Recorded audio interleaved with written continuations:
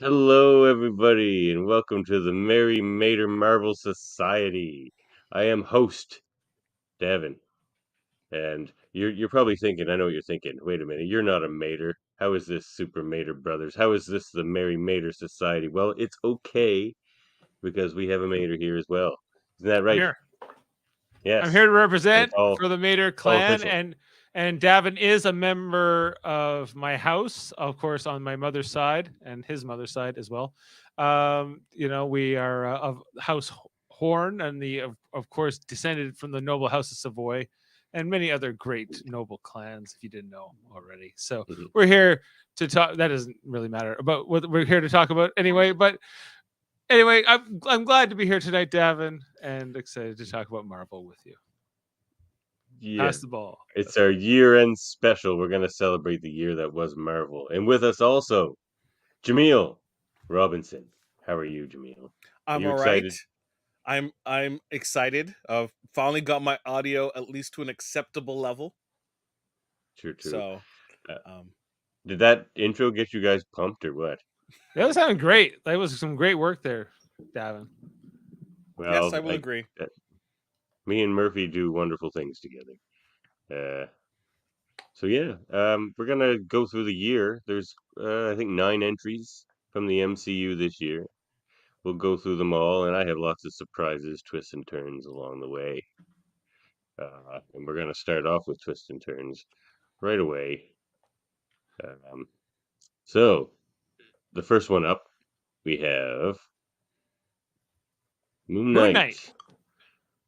Moon Knight, Moon Knight which is up first. Jameel and I had previously, I think, at some point discussed, and we had rated this already. You and I, Jameel, and we can revise our ratings. But I do, coming into this podcast, have on this particular thing we had discussed it. Davin, I don't have a rating for you so far. So, but Oh, this for Moon was Knight.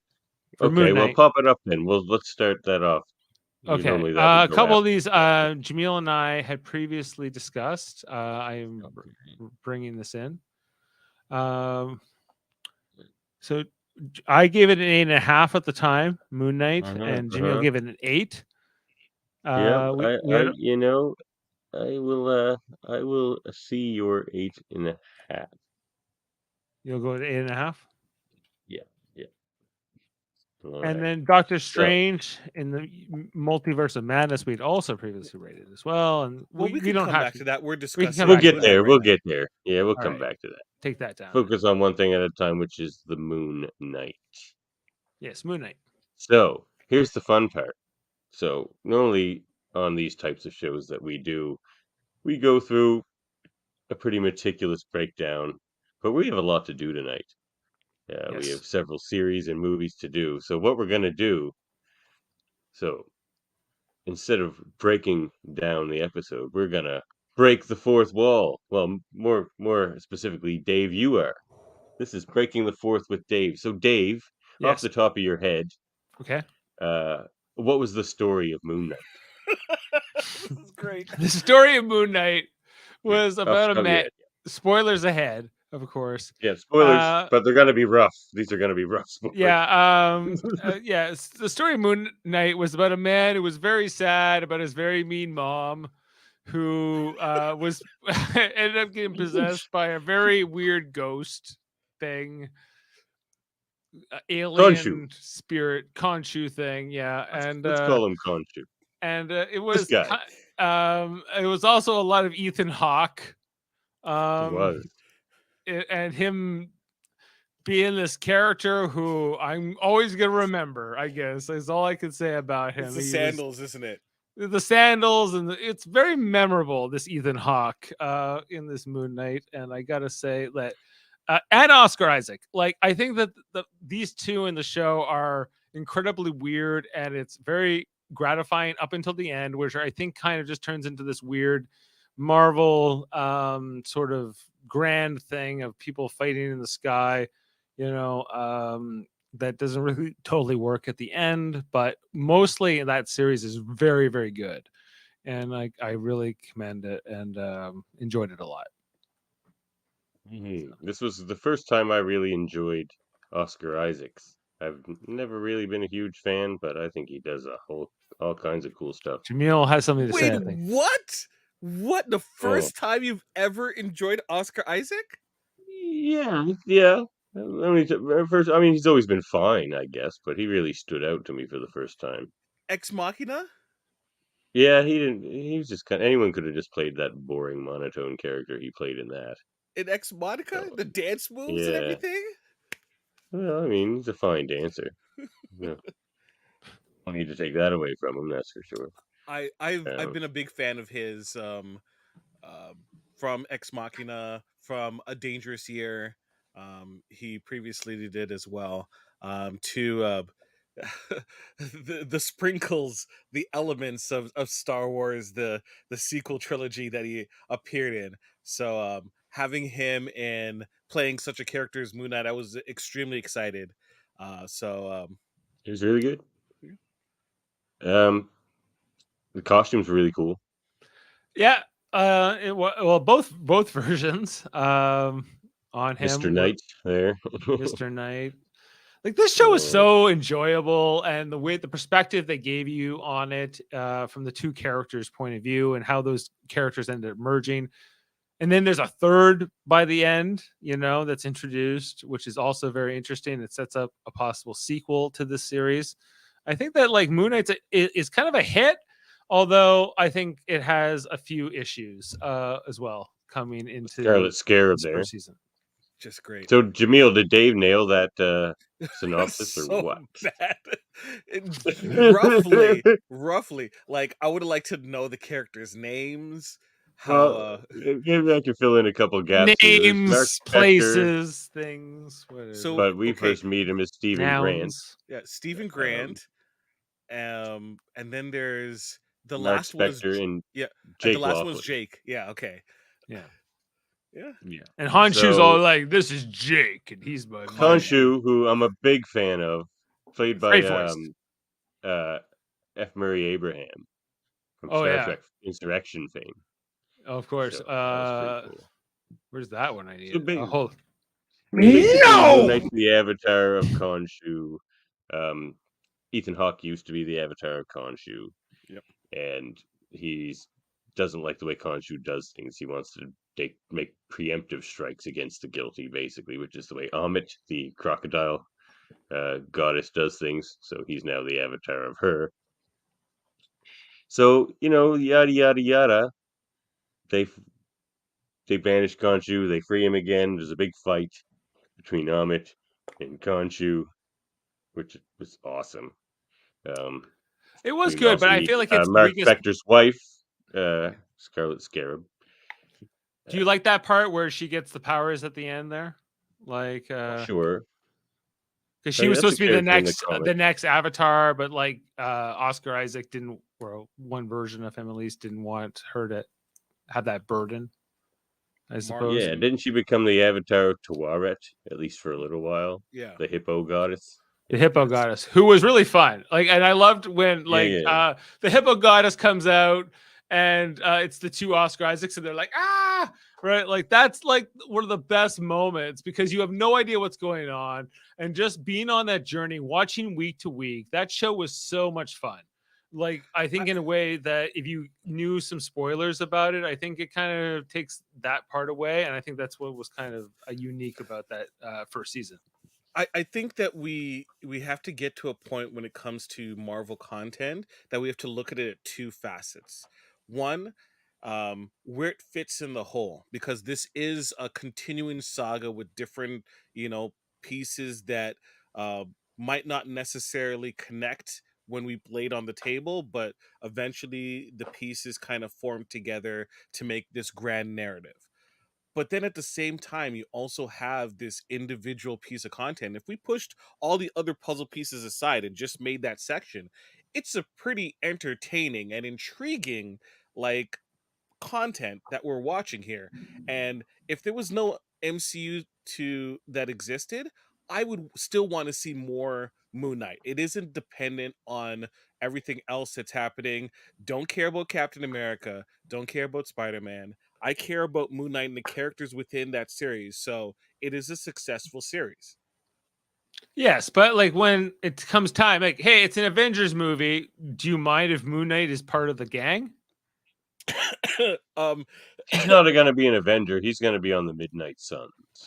he could be an Avenger.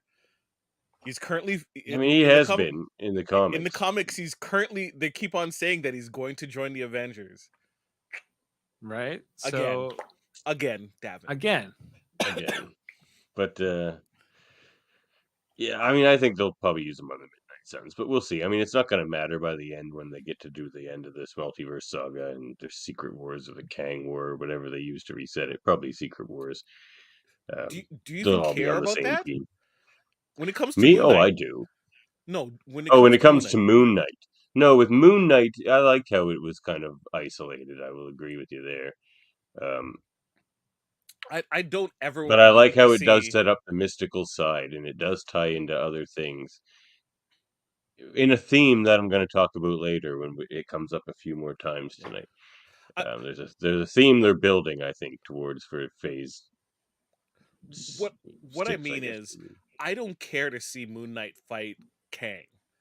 I don't. No, Right. I don't Um. either. So yes, I'm excited about different elements, and I think that's a great thing about the MCU. It isn't just, well, it's a slow march towards Thanos that we were so used to before. Now there's different aspects at play that we can care about at the same time. Right? It's a I think a more lived in universe that we're dealing with here. It isn't just, well, the slow moving train that's coming towards us. We gotta worry about that. Like there's different angles and different aspects, right? I think that's interesting. I like to build out the mystic side of things other than just Doctor Strange and Scarlet Witch. And like I say, the Midnight Suns, I think they're building that with Blade, and they'll bring in another Ghost Rider and probably Black Knight and these types of characters. Oh, yeah. We'll see, but I think it's gonna, Another and Ghost Man Rider? Thing and Werewolf by Night, who we'll see later. But Can't we just get the Ghost Rider we have? you want Nick Cage back? No, not that No, one. I'm talking about Robbie. Oh, Robbie, yeah, Robbie, he's fine. Agents I'll of take Robbie Shield, back. Ghost Rider, though. Do we consider this canon? Everything is canon technically.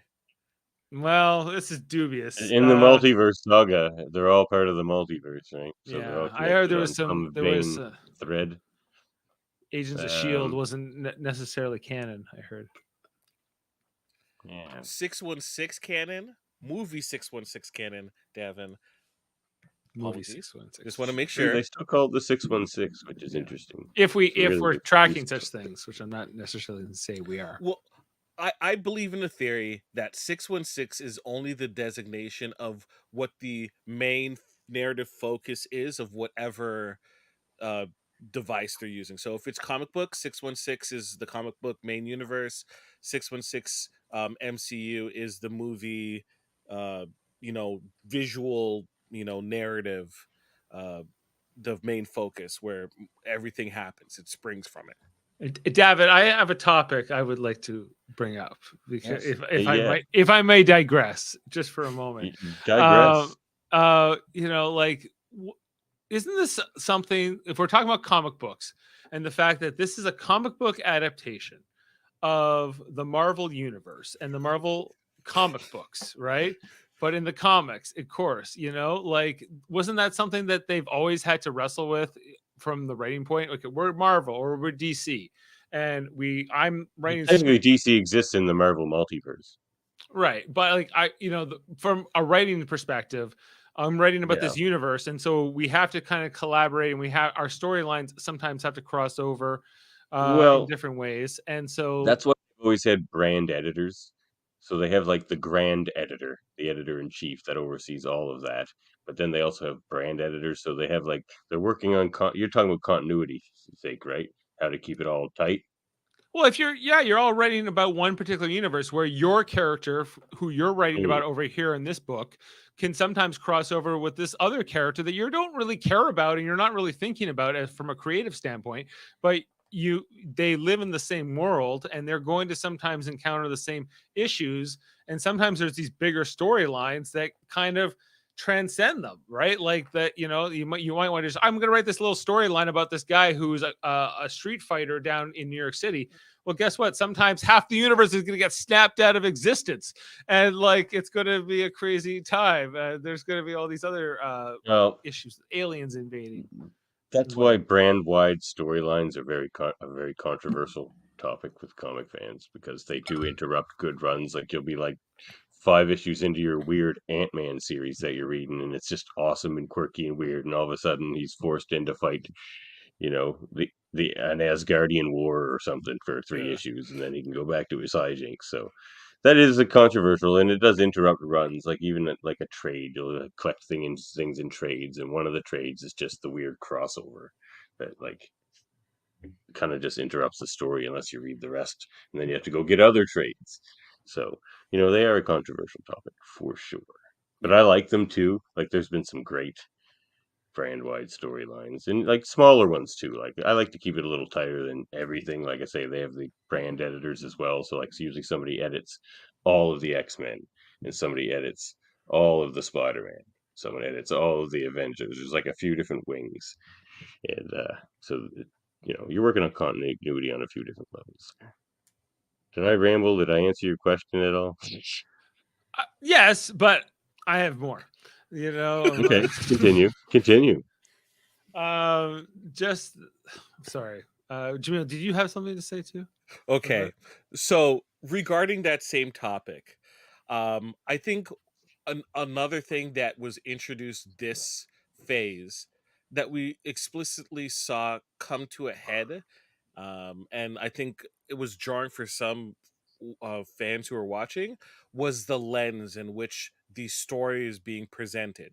So, uh, just because a character has been previously presented in a certain way doesn't mean that is the exact same way that that same character is going to be presented when the focus and the point of view is going to be another character.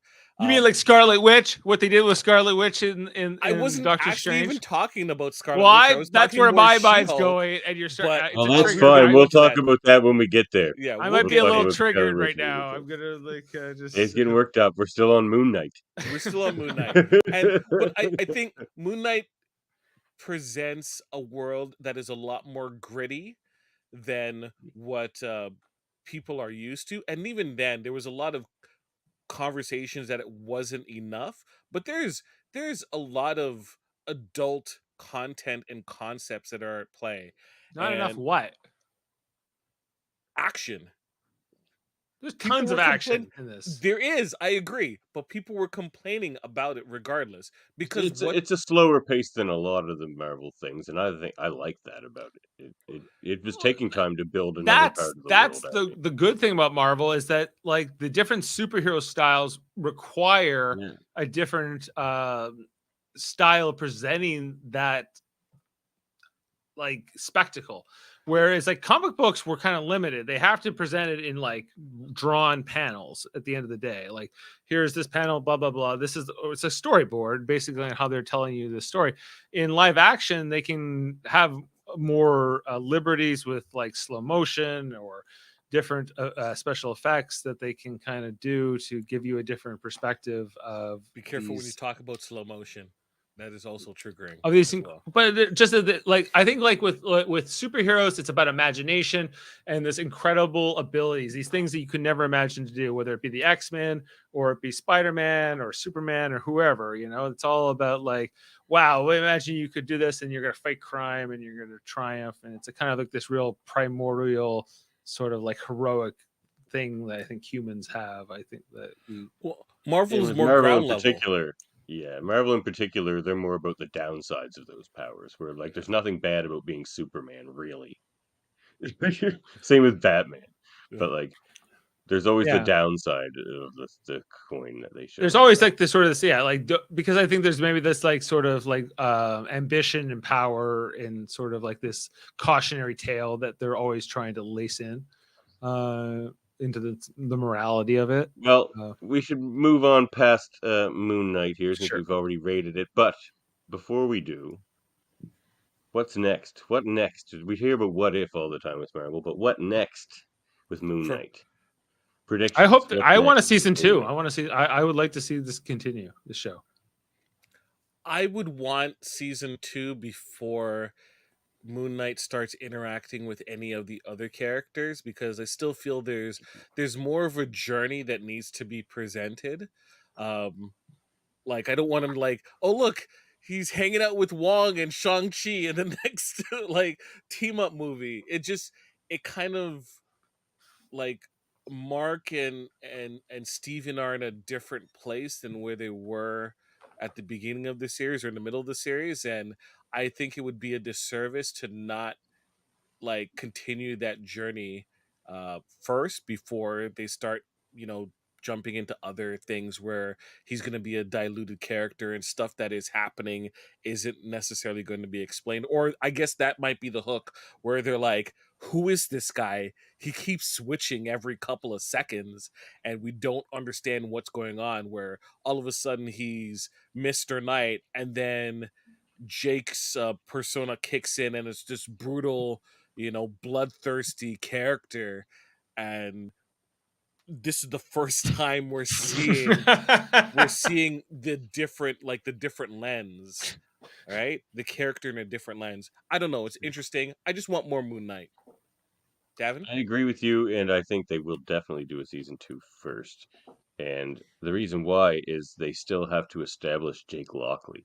They just touched on him at the very end. And if you think like Moon Knight season 1 was kind of grounded and a bit brutal in with the violence and stuff, oh man, like season 2 will be like half Jake Lockley. We'll start off with, instead of Stephen Grant, it's going to be Jake Lockley we see just going around murdering people as Moon Knight, or or something crazy, or like it'll start off with him in a mental asylum in real life or something. Like who knows? That show could go anywhere, Mm-hmm. and I look forward to it. And more Layla, she was cool. Yeah, Layla was really cool. More Scarlet Scarab. Scarlet Scarab in the comics was a dude, but who cares? Uh, they made that character way cooler. Yeah. And I was that's positive. We were positive on Moon Knight. We gave it a collective 8.8. how did we get two 8.5s and an 8 up to an 8.8? A couple other people voted too. Jeff Oh, had voted. okay, gotcha. Get some high votes in there. Yeah. All right, so that means up next we have Doctor Strange in the Multiverse of Madness. All right, fun times. So this one, Jeez. Yeah. the first movie of the year. Yeah. You guys rated this one already, I take it? We did it. I want to lower my rating. Oh wow! All right, fire it up. I just watched this one again yesterday in preparation for this, so it's I was fresh in my watching it mind. today at work. Yeah, I also. I have a feeling I'm more favorable on this one than you guys. Okay, guys. I gave it originally 7.5. Mm-hmm. I'm going down to a 5.5. Wow. Whoa! What just happened? Wow. Did you just watch it again, or have you forgotten all the good parts? I watched it again. Well, in bits. I was watching scenes here and there, and I was not impressed. So, do you think I went too far? Right. 5.5. I think you did. Okay, I'll go back to. I'll go to. I will give. I'll give bell curve. I'll go to 6.5. But Okay. that's it. Okay. Dave, I would like you to maintain what I currently have in terms of my rating. All right, and Davan. 8.2. Yep. That is 8.2. But I give Moon Knight an 8.5, so I'll give Doctor Strange an 8. I quite like this movie, actually. I mean, it does have some holes. So we'll talk about that. But you know who's going to talk about it first? Because we have these brands. We have brands on this show. And of course, one is Breaking the Fourth with Dave, because he's the fancy new, I'm the Breaking the Fourth Wall character, in this podcast. I'm the empire. Deadpool of this podcast. But you're the She-Hulk of this podcast. I'm the She-Hulk. But- Okay. But for every She-Hulk, we have some Barrister and great solicitor. entrepreneurs That's what I'll go by. with some really effective brands out there, such as Synopsis. Oh, by Jaemeel. Synopsis by Jaemeel. Yes. Okay. So what's Doctor Strange Multiverse of Madness about, Jaemeel, off the top of your head?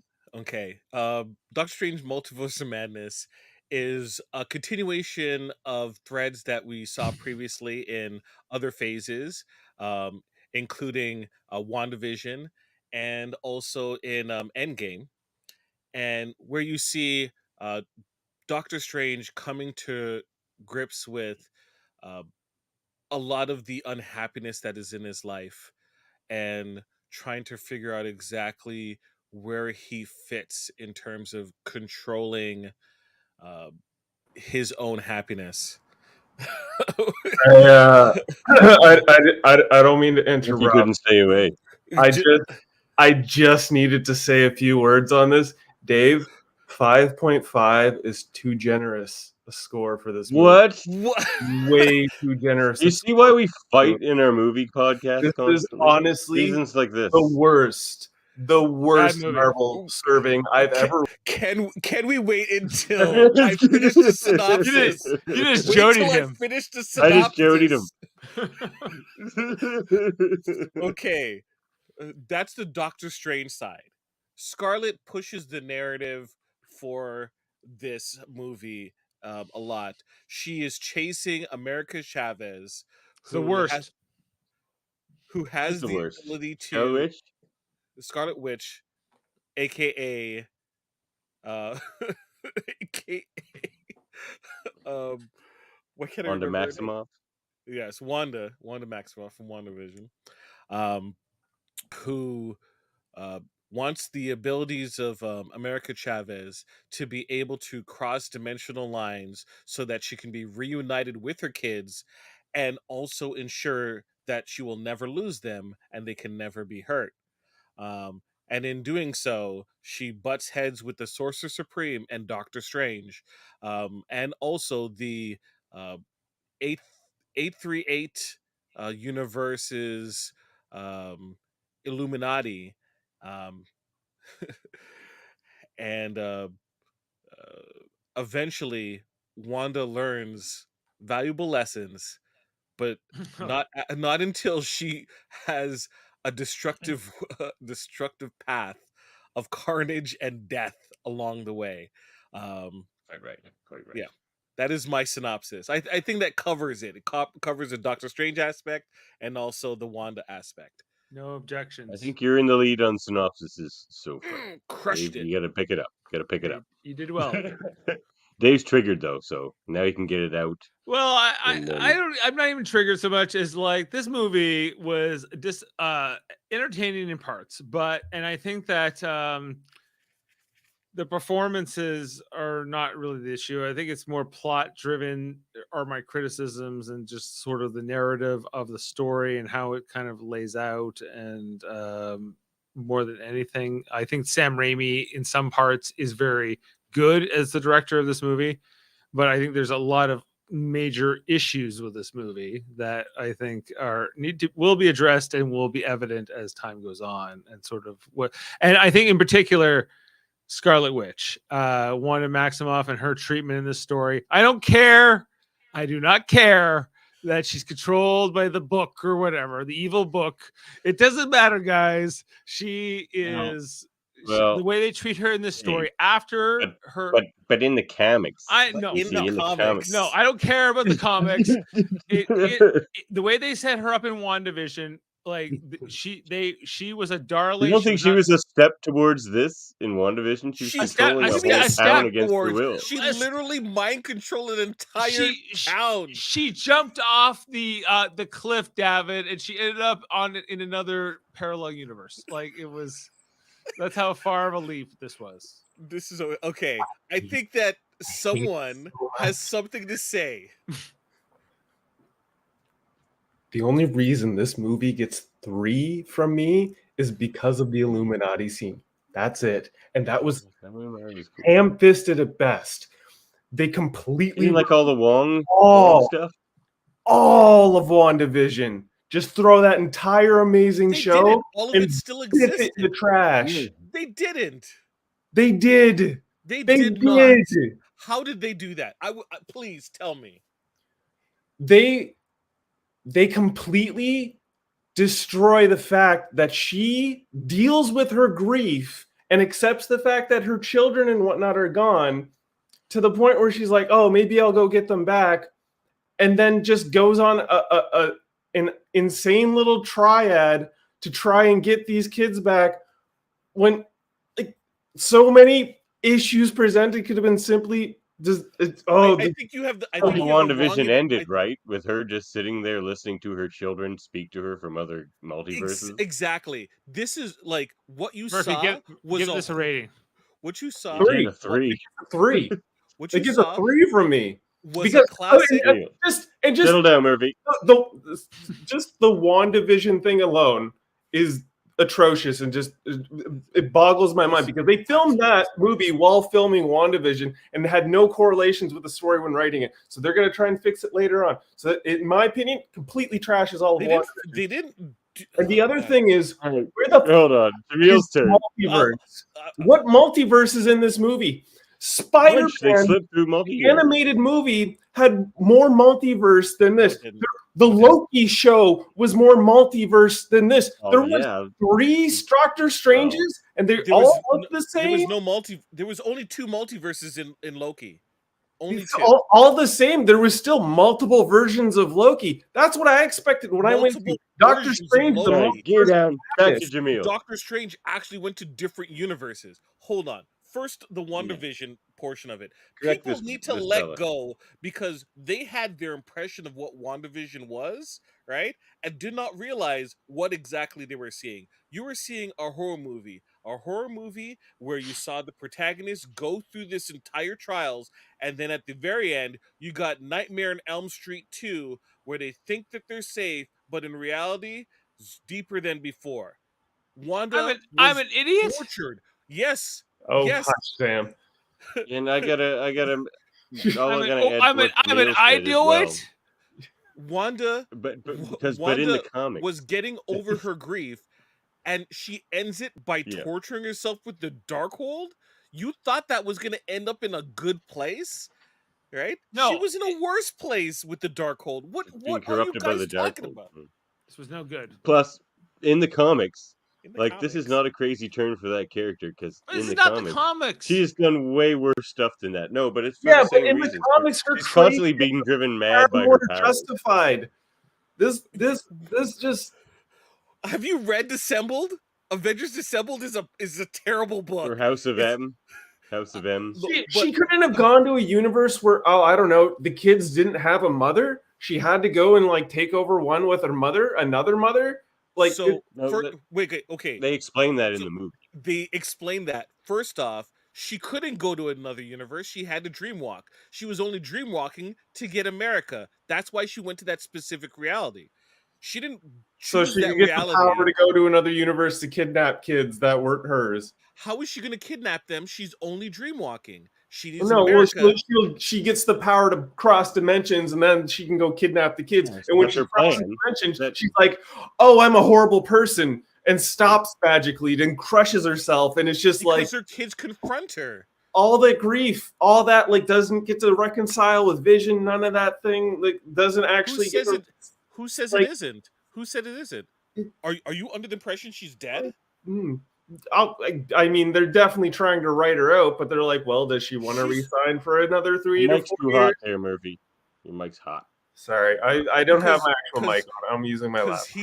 Because he's hot too. I am. That's It's a terrible movie. That and I the fact disagree. that it's a multiverse mess. The first Doctor Strange movie was a visual wonder fest. This was a 3-minute. Let's jump through 3 different tunnels, and that's the end of the No way. multiverse. There's And 2 tons of seconds scenes. at the end of the movie. That's about it. All right. Here's some positivity about this movie. For one, Scarlet Witch as a villain is formidable for Wong and America and Strange. So she's a good villain, and is a Marvel villain where like Marvel villains are rarely just stereotypically villains. They're usually villains that become heroes or heroes that become villains. Um, Also, the scene where she attacks Comertage is awesome. Like seeing Comertage weaponized. Like I'd always wanted to see what would happen if somebody just came at Comertage, and you get to see that. That was awesome. It's one of my favorite things of the year, I think. Um, the Raimi stuff was cool, like some of the eyeballs and the like crawling out of the mirror and that sort of Raimi stuff. That's the problem with this movie. Raimi can't direct characters. Raimi directs funky, Best at it. freaky side pieces. His character work has always been terrible, and it shines through this movie in a glaring example that I can't just deal with. Absolutely disagree, dude. His character work was bad in the original Spider-Man. I felt. Wait, original Spider-Man, the 3 movies? Well, you know what? That's not true because he made a good character to Doc Ock, even though it wasn't the Doc Ock I enjoy from the comics. I don't think that was Sam Raimi as much so as it was Molina. Molina. Yeah. I'm gonna have to disagree on that. I think that he did great work with what he was left with in Spider-Man 2, but Spider-Man 2 is, I think, the best example of what Murphy's talking about versus a good example of him actually succeeding with his characters. Because Spider-Man 2 is possibly it's in the bottom tier of Spider-Man films. Spider-Man 2 is just awful. With its third act completely takes away Awful? almost all of the Spider-Man 2 is awful. That train scene, the entire I think ending all of the the Raimi thing, Spider-Mans are bad. we're basically Spider-Man saves the day by revealing his identity to every single one. He reveals it to Mary Jane, and Mary Jane, oh, I understand you now, Peter. Reveals it to Doc Ock so that Doc Ock snaps out of his thing, right? Spider-Man 2 is Oh, awful. plays a good Spider-Man 3 is a Norman, though. better I'll tell film you than that. Spider-Man 2. Oh, I don't know if I'd go that far. I feel like my I point have- stands. Raimi's character work is I lacking. have loudly defended Spider-Man 3, and I hate Venom. I hate symbiotes, and I still think that Spider-Man 3 is a better film. I'm not a big symbiotes fan either. Right, They got pretty cool in the I've King said of my Black pieces. story, but that's about it. That's what I think. That's just the worst film. That was contentious. All right, I didn't know I'm gonna go finish Strange was gonna be watching. the contentious one.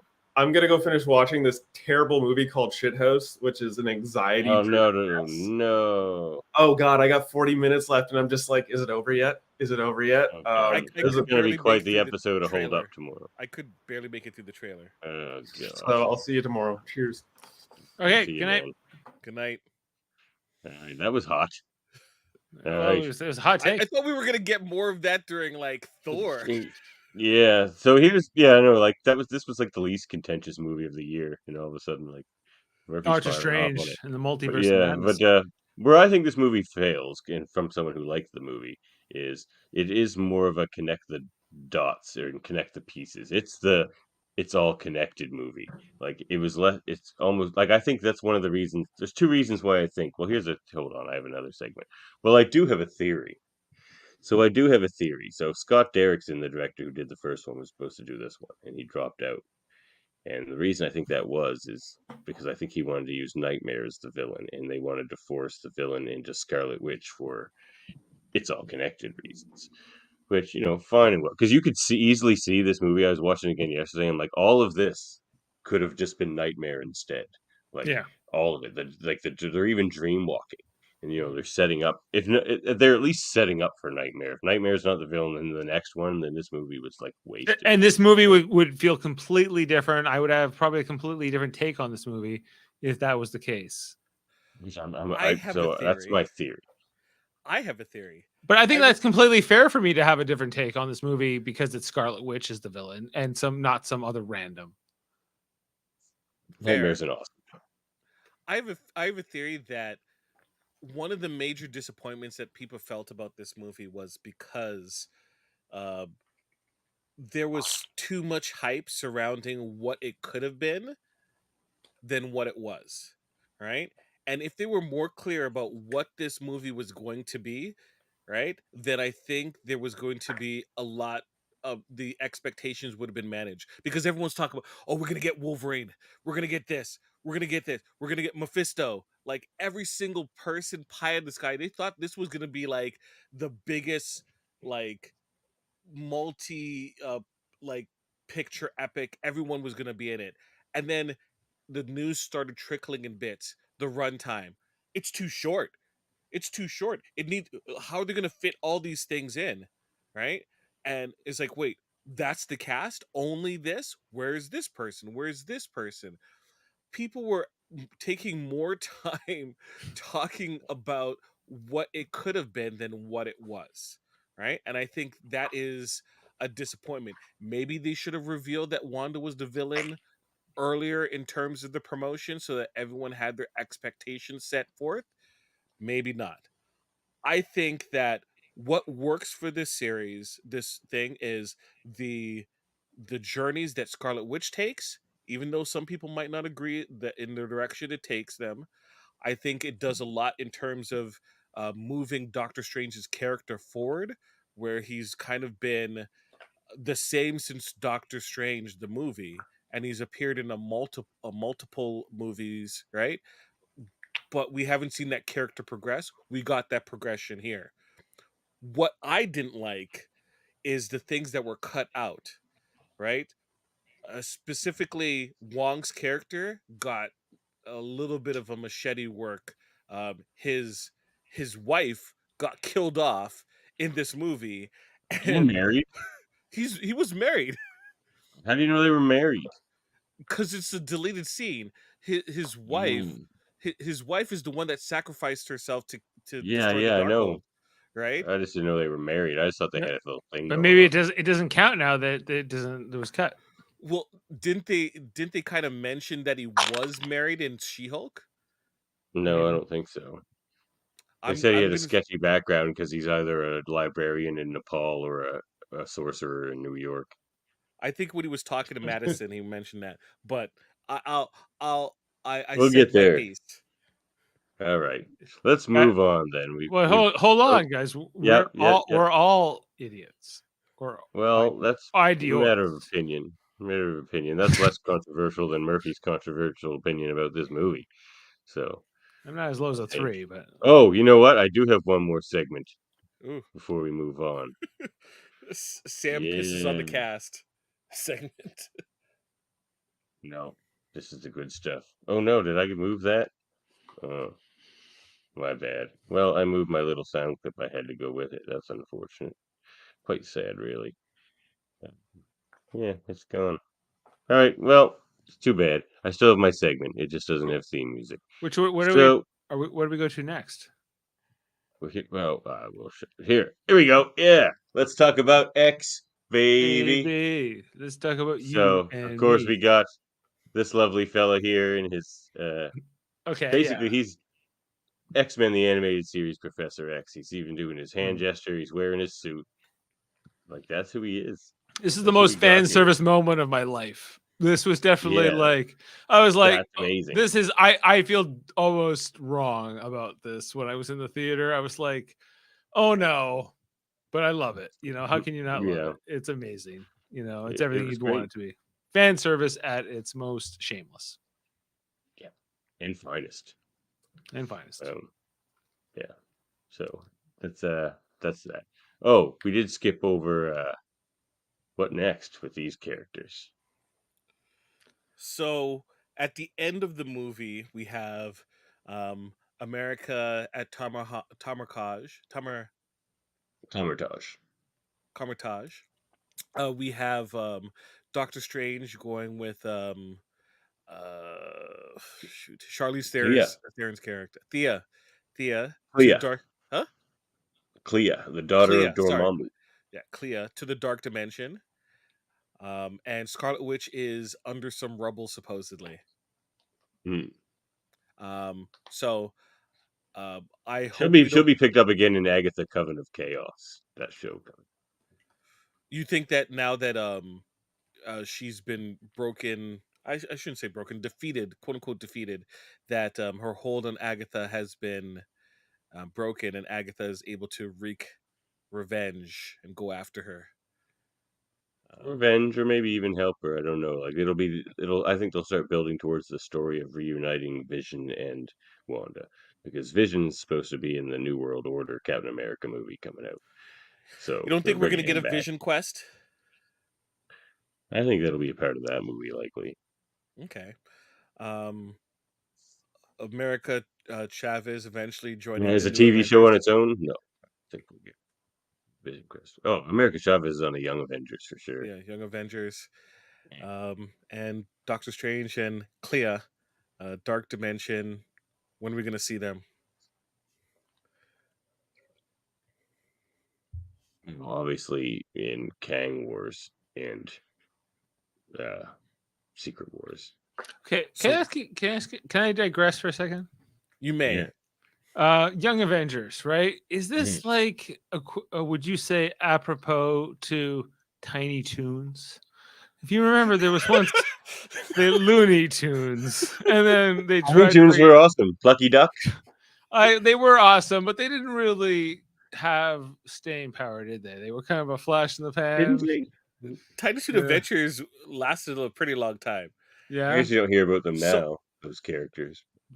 versus Young Bug, Ave- the originals, Young the Bugs Avengers- Bunny, Young Avengers are Teen Titans. Teen Titans. Even Except- though, Except like cool characters, unlike the Teen Titans. even the Teen Titans, like they eventually have to grow up and join the Justice League, right? Not all of them. No, Who joined the Justice League? Cyborg and I think Nightwing did.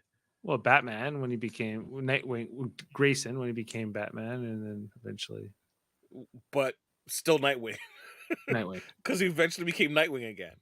I'm not dissing the Looney Tunes, even though they're kind of lame, Sam. I'm just gonna tell you, but you know, it's. All right, let's move on to the next one. All right. We've got more. We're moving on. Miss Marvel is what I have next, so that's what we're saying is next. All right. Okay. So Who's doing the synopsis? Are we gonna get it's back to Dave. Ooh, It's breaking the fourth. Oh, I'm breaking down Yeah. Miss Marvel. Oh no. Yeah, you sure are. Oh man. Okay, hold This on. is entirely at random order. There's nothing anyone can do about this. Okay. Well, So, this is Dave. What was Miss Marvel about? Do you think? Well, Davan, it was Take the a fourth show one. on Disney Plus based on the Marvel Mhm. comic book featuring Kamala Khan, also known as Miss Mhm. Marvel.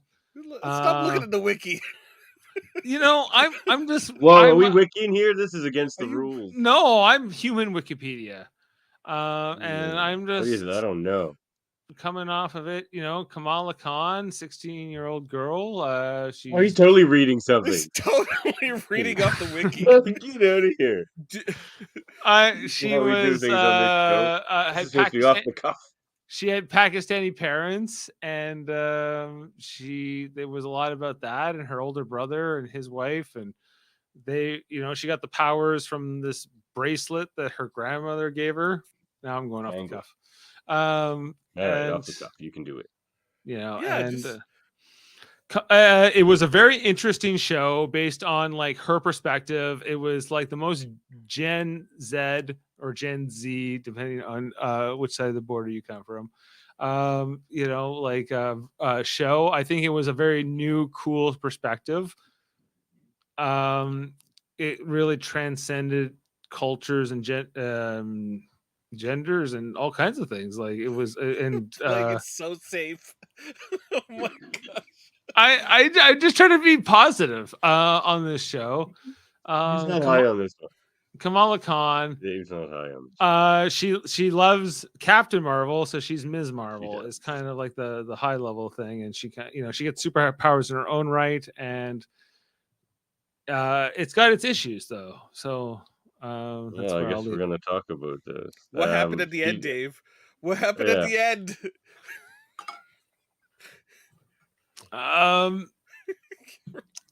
Well, you tell me, Jaemeel. What do you think happened at the end? She and Biggins. She and Biggins.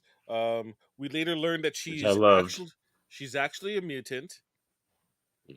She's actually a Oh, mutant. were we talking about X already? Let's talk about X, baby. Yeah, she's a mutant in this. We She's hear a mutant.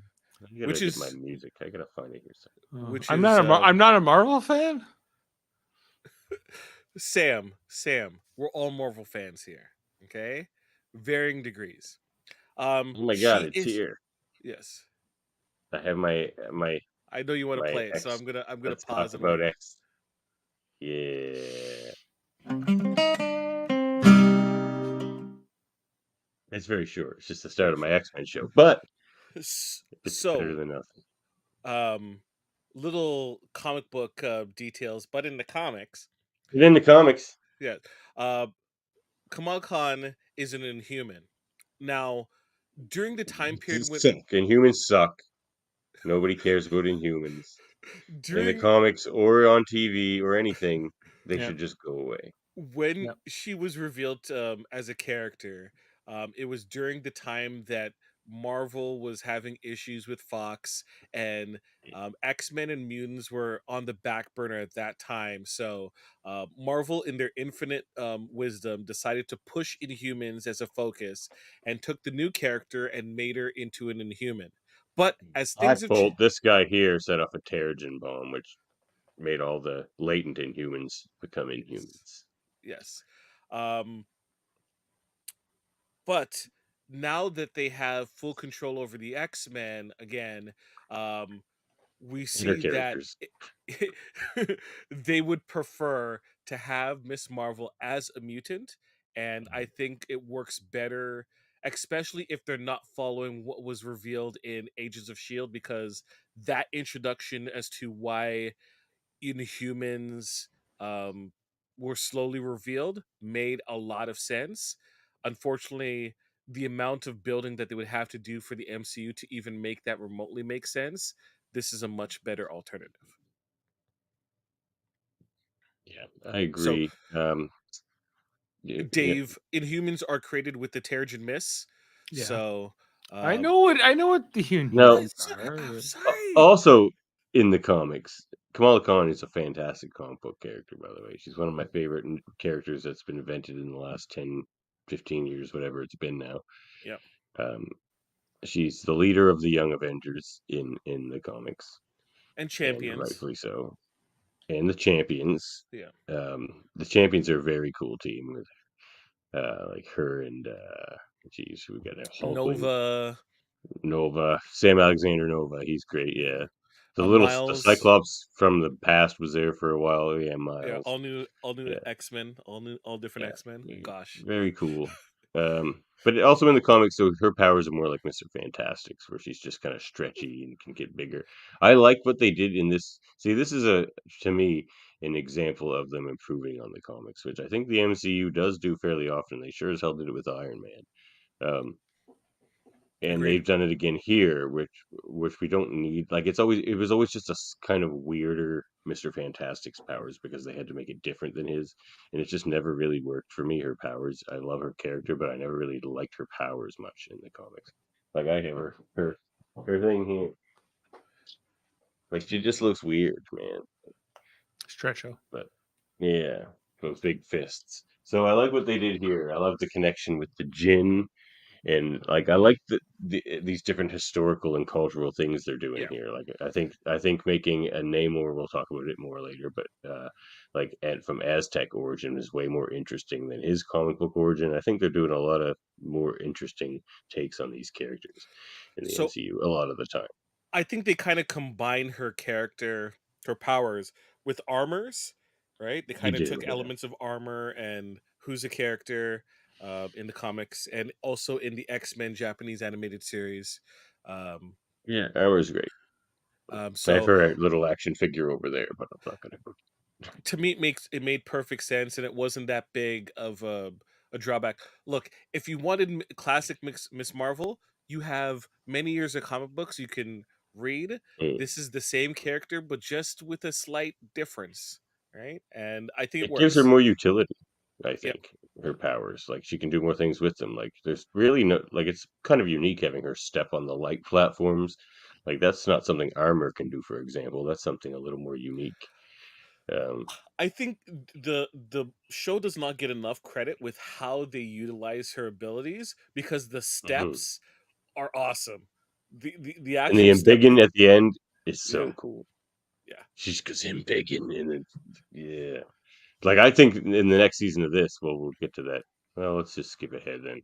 Here we go. What's next? I think in the next season of this show, she's going to embiggen really huge. Like she'll figure out how to use her powers where she can get like the size of a building. And I This like is how her powers. Yeah, go ahead.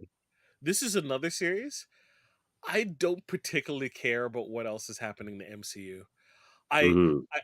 I find like the supporting cast is interesting enough that I just want to see them and how they deal with life and her with her powers, right? Great supporting cast. It's Her parents great. are great. Her friends are great. All their Well, motivations make sense to me. All the motivations in the show and the characters make sense to me. I think that's the thing for Before you me. jump in, Dave, just before I'll offer one of the downsides and see if this echoes some of your concerns. This show suffers from basically having no villain. Like, there's no villain that I could care that is a villain. There's sort of like the clandestines, but like they're throwaway. They're just there to explain her origin a little bit better. Like, there's no real villain. Like, Yeah. that's not what her character struggle is in this show, and I'm fine with that. Like, I love this show. Have you guys rated this one?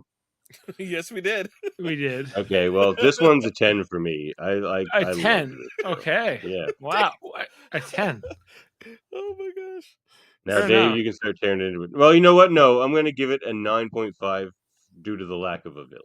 But like, Amon Villani is amazing. She's She is. so friggin' charming. I could watch her all day. She's just a delight. 9.5. I give it a 7. Jaemeel had previously given it 8.5. Do you stand by that, Jaemeel? I still stand by it.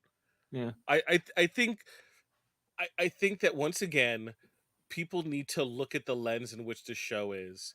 And this show is a quirky coming of age story with superhero elements, great historical draw like pieces Passion and of all that. yeah, just drawn Hmm. and woven into the actual like base of this story. It I think it's a great world they crafted that we're being presented dropped into. I want to see more. Yeah, So great characters. 8.5. Just It isn't great. The perfect. opposite of Sam Raimi. All the things Murphy said about Sam Raimi is the case here. Like, every character, no matter how tiny bit of a role they have in this show, is quite good. I think he agrees with us. That's why he hasn't, you know, beaten down the doors to jump on to give his opinion. And I'm not going to tear into this show per se. Like I I'm gave not it a going to go 7. Murphy. I gave it a 7. I think it was very new, and I thought I was surprised by a lot of aspects of it. But at the end of the day, I felt like not totally engaged with it myself. Okay. On a personal level, I don't know particularly why. Nothing it was doing in particular. It was hard for me to connect with, and That's that was fine. about really it. Like I think my other critique of it is, or concern more, was just how does this fit in with the MCU? Does it need to? Like, would this have been a show that was better off not being part of that? You could still have told the story and it's not be part of superheroes or anything else, and you had the exact same cast and crew and every very story. And would this have been better served not connected with it? Like, if you're going to do this and make it part of the MCU, then you have, like, I don't know if you get that luxury, Jaemeel, so much of saying, like, I don't need to see them interact with Thor or whoever. Well, that's Well, what's the point if you're not in the same Okay, universe? but I think that what would have Daredevil been if Daredevil had to worry about, well, we need to make sure this is connected to what's happening in New York for Avengers or whatever. They told a story. They were able to tell a story over the course of 1, 2, 3 seasons, where it's like, this is the world. Stuff happening doesn't even matter. These are the characters here. Why can't Miss Marvel have the same luxury? Well, I guess well, here's my thing. oh, sorry. Yeah, go ahead. I just Well, saying, what's the what? yeah. Sorry. You go. Sorry. And then I'm I, cutting I in. I'm going. I'm just saying, what's the point of thinking things connected in the first place? Like, I think it's to create a grander sense of reality. I think that there's no because what I guess it's not something we really talk about. The rest of the time is like, well, why does Iron Man have to live in the same world as Captain America? Why is that important or not? Like, is it nice or is it inconvenient or is it Nice. is it a novelty? Is this It's is why I it love Marvel. It's is why I this loved the is comics. this a creamsicle? Is this orange and vanilla mixed together, or is this just because you're just doing it just to see because Well, it was here's the thing. It changes based on the character. Some characters are inherently tied into other characters more than others. Like, there's the Spider-Man example. Spider-Man runs into everybody, so everybody knows Spider-Man. But another example, like the Hulk is kind of the opposite example. The Hulk can just be in the middle of nowhere and it's still a Hulk story. There doesn't need to be other superheroes around. There often isn't. But Kamala The Khan, Hulk's famous though in the world in his the own. Hulk's famous in the world. Okay, well, there's another example. Well, we could use the Moon Knight example. Yeah. Like Moon Knight's not a character who runs into other characters much, and they don't. In his He wouldn't be known. story, and his character doesn't really work as well with that. Whereas Kamala is a character who writes her own fan fiction and is obsessed with Carol Danvers and is the leader of the champions, and is the leader of the Young Avengers. Her whole thing is interacting with other characters and the Inhumans in the comics, which it's going to be the X-Men here, which is way better. I get to see a character I love, Kamala Khan, interact with other characters I love instead of the Inhumans. And when she meets Carol So Danvers, what's that going to be like, and how is that going to? Well, We'll see you later that's this going to year. be in the Marvels. Yeah, that's going to be in the Marvels. So that's going to be fun. Right. So that's what's next coming with those characters. It's going to be her and Carol Danvers and Monica Rambeau trying The to one figure it out. character I want to see Miss Marvel interact with, because Mhm. I guess in this current iteration they're going to be maybe the same age or similar ages, is one of my favorite characters from the X-Men, which is Jubilee. Oh yeah, Jubilee and Miss Marvel. I was Pew thinking the same pew thing. pew That would pew. be.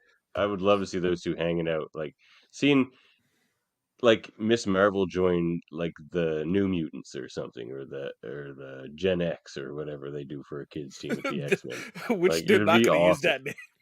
I doubt No, they'll of use course that they name. can't use Gen X. They'd all be like 50, right? But like it's pretty funny. Yeah. All right, let's move on. We've rated this one, right? Ms. All right. Marvel, yeah, we gave it a collective 8.3. That's pretty good. Yikes. I think we could have been a little higher because I thought it was a great show. So we're moving on to we're going to talk about Love and Thunder. Love and Thunder. Yes, we are. So this one, I just rewatched all this stuff in preparation for this. So this is the one I thought was going to be the divisive one, not Doctor Strange, which set everybody off, but Love and Thunder. Let's see what This will be more of a Love and funeral. Thunder sounds like from the brand perspective of Okay. Synopsis by Jaemeel. I have only actually watched this movie once. I watched it in theaters. I have not had a chance to rewatch it. So in this, and this is totally off the cuff, no Wikipedia. No wiki in here. Yes. We are introduced to Gore, who is on a planet with his child, and the planet is dying, and they're dying of thirst on the precipice of death, and his daughter unfortunately passes away, and he's stricken. He is in mourning, and eventually Walks through comes the shadow across. of doubt. He fears no evil. Yes, he comes across the god that his world prayed to, living in the lap of luxury, without a care, and in his despair and frustration, he summons the dark blade. I His forget his name. his god, it's called the Necro Sword. The Necro His Sword. Sorry. god had just killed the previous holder of the Necro Sword. Yes, That's why it was just laying there. it was just laying there, but it also It called to him. yeah. It did call to him. Yeah. So with the abilities of the Necrosword, he was able to slay his god, and he vows revenge amongst all gods, and sets off in his God journey. kind of had it coming, though. To be honest with you, kind of a shitty He, god. he was a dick god. I'll give Yeah. you that. Yeah, See, for sure. if Like a only- Klingon god. If only that god got himself a starship, might have Yeah, been able to yeah, this is a god that needs a starship. If any god ever needed one. So Gore, That's he true. wages a revenge tour, trying to eliminate the gods. So we have Thor, who is part of the Guardians, and his time with them has been wearing thin, and seemingly he's just as lost as he was prior to being with the Avengers. He hasn't been able to fill that hole in his heart, and he separates from the Avengers with this situation, and he's reintroduced to Jane, who has uh, taken uh, the powers of Thor, and is now a Thor herself, uh, and is battling Mighty Thor. the mighty Thor, and herself. I'm sorry. I'm running out of steam. So Oh, there the movie his ran out of steam his long his before. his ragtag team is introduced to this threat and eventually travels many worlds and planes of existence to try and stop Gore.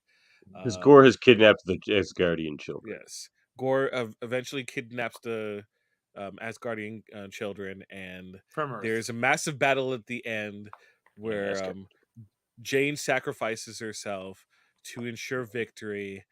Thor, In here in the shadow dimension, where yes, not even color can really be seen because it's yeah. so. Thor shadowy. and Gore eventually Gore beats Thor. I think is a major point that we need to understand, and eventually there is an impasse, an understanding between the two, and Thor takes uh, ownership, not ownership, but guardianship of Gore's love, his daughter, named Love, and uh, the ending has Thor and Love, uh, living That's right. together. Thor Love and Thunder. She finally calls him Uncle becoming Thor. whole, Uncle finally becoming Thor. Thor, finally become whole, and Jane reaches Valhalla. Not Jane Um, Mater. yeah, No, not to be confused with Jane Mater. She's not in yes. Valhalla currently. That is my synopsis. Ran out of steam, but no All wiki right. here. No wiki here. But yeah, maybe Taika Waititi ran out of a little steam too. So I'm gonna jump in here Jump in here, for a Dave. second. Both feet. So here's my thing. So on its own, like say it wasn't all connected, but even less than that, if there wasn't such things as comic books, I could be a little more happy about this movie. I loved Ragnarok, but I am kind of done with goofy Thor. I would love to see a serious, super serious Thor movie, and that movie should have been the movie that had gore in it. So I'm a little like apparently Robert Eggers they're courting to do the next Thor movie. Now that would be a serious Thor movie. Wait, is that straight up legit? Yeah, Oh that's what my I'm hearing. gosh. I look, I'm absolutely down to see that movie if that's the case. I think it's wild that he would agree to it more than like I can understand Marvel asking it. I He wow, gives an 8. okay. He gives an 8 to Ms. Marvel. I That Yeah, will bring up the rating. Yeah, I a little bit. feel the fundamental issue with Thor Love and Thunder is sometimes when we get lightning in the bottle, we should appreciate it, yeah. but not try to use that same bottle to capture lightning again. And it This didn't is work with Ragnarok this, 2. right? Mm. It did not work with that one. I Mhm. think the Too much tone, Korg as well. yeah, Way I too think much Korg. it found a right balance, especially to where Thor was after Endgame.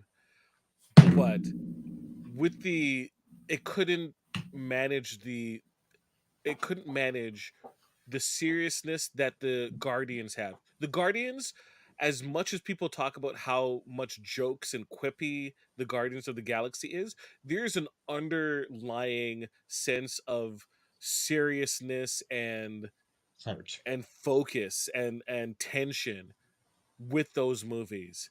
None of that was here in this one.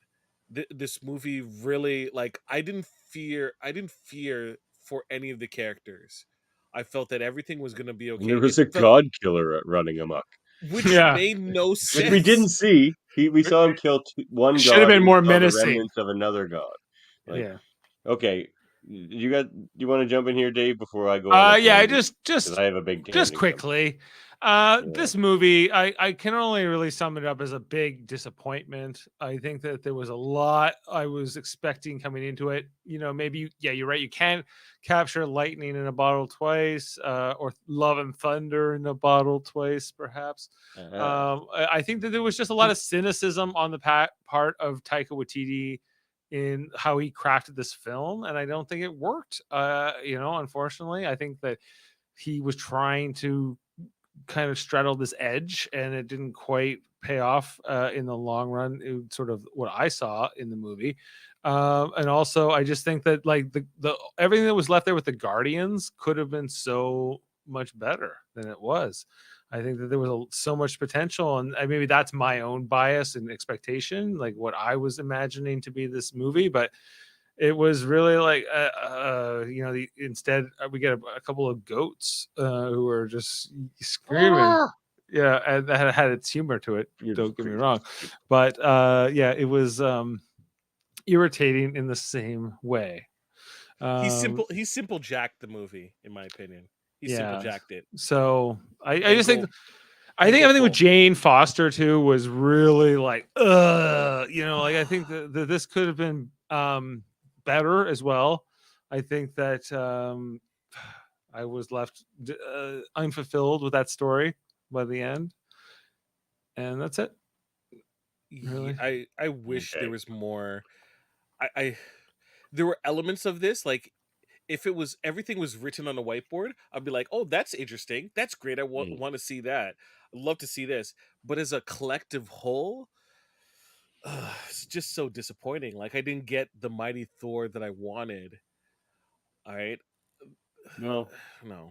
Okay. So in the comics, see this box behind me here, and these many white boxes behind me. There are lots of Thor comics, and two of the runs in which exist in those boxes back there is the Gore the God Butcher story in the God of Thunder series, and the entire Mighty Thor series with Jane by Jason Aaron.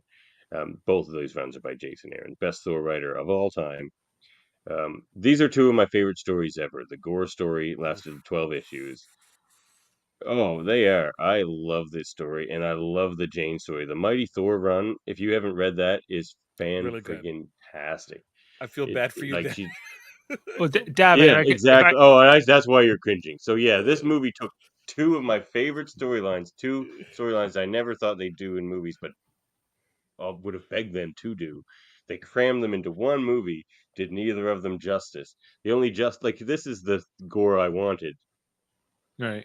This is the Gore I got, Uncle Fester. They said they didn't want this was Gore was that a to be fair, disappointment? he played it well. Now, had they made him look more like this, keep the same actor, he played Gore quite well.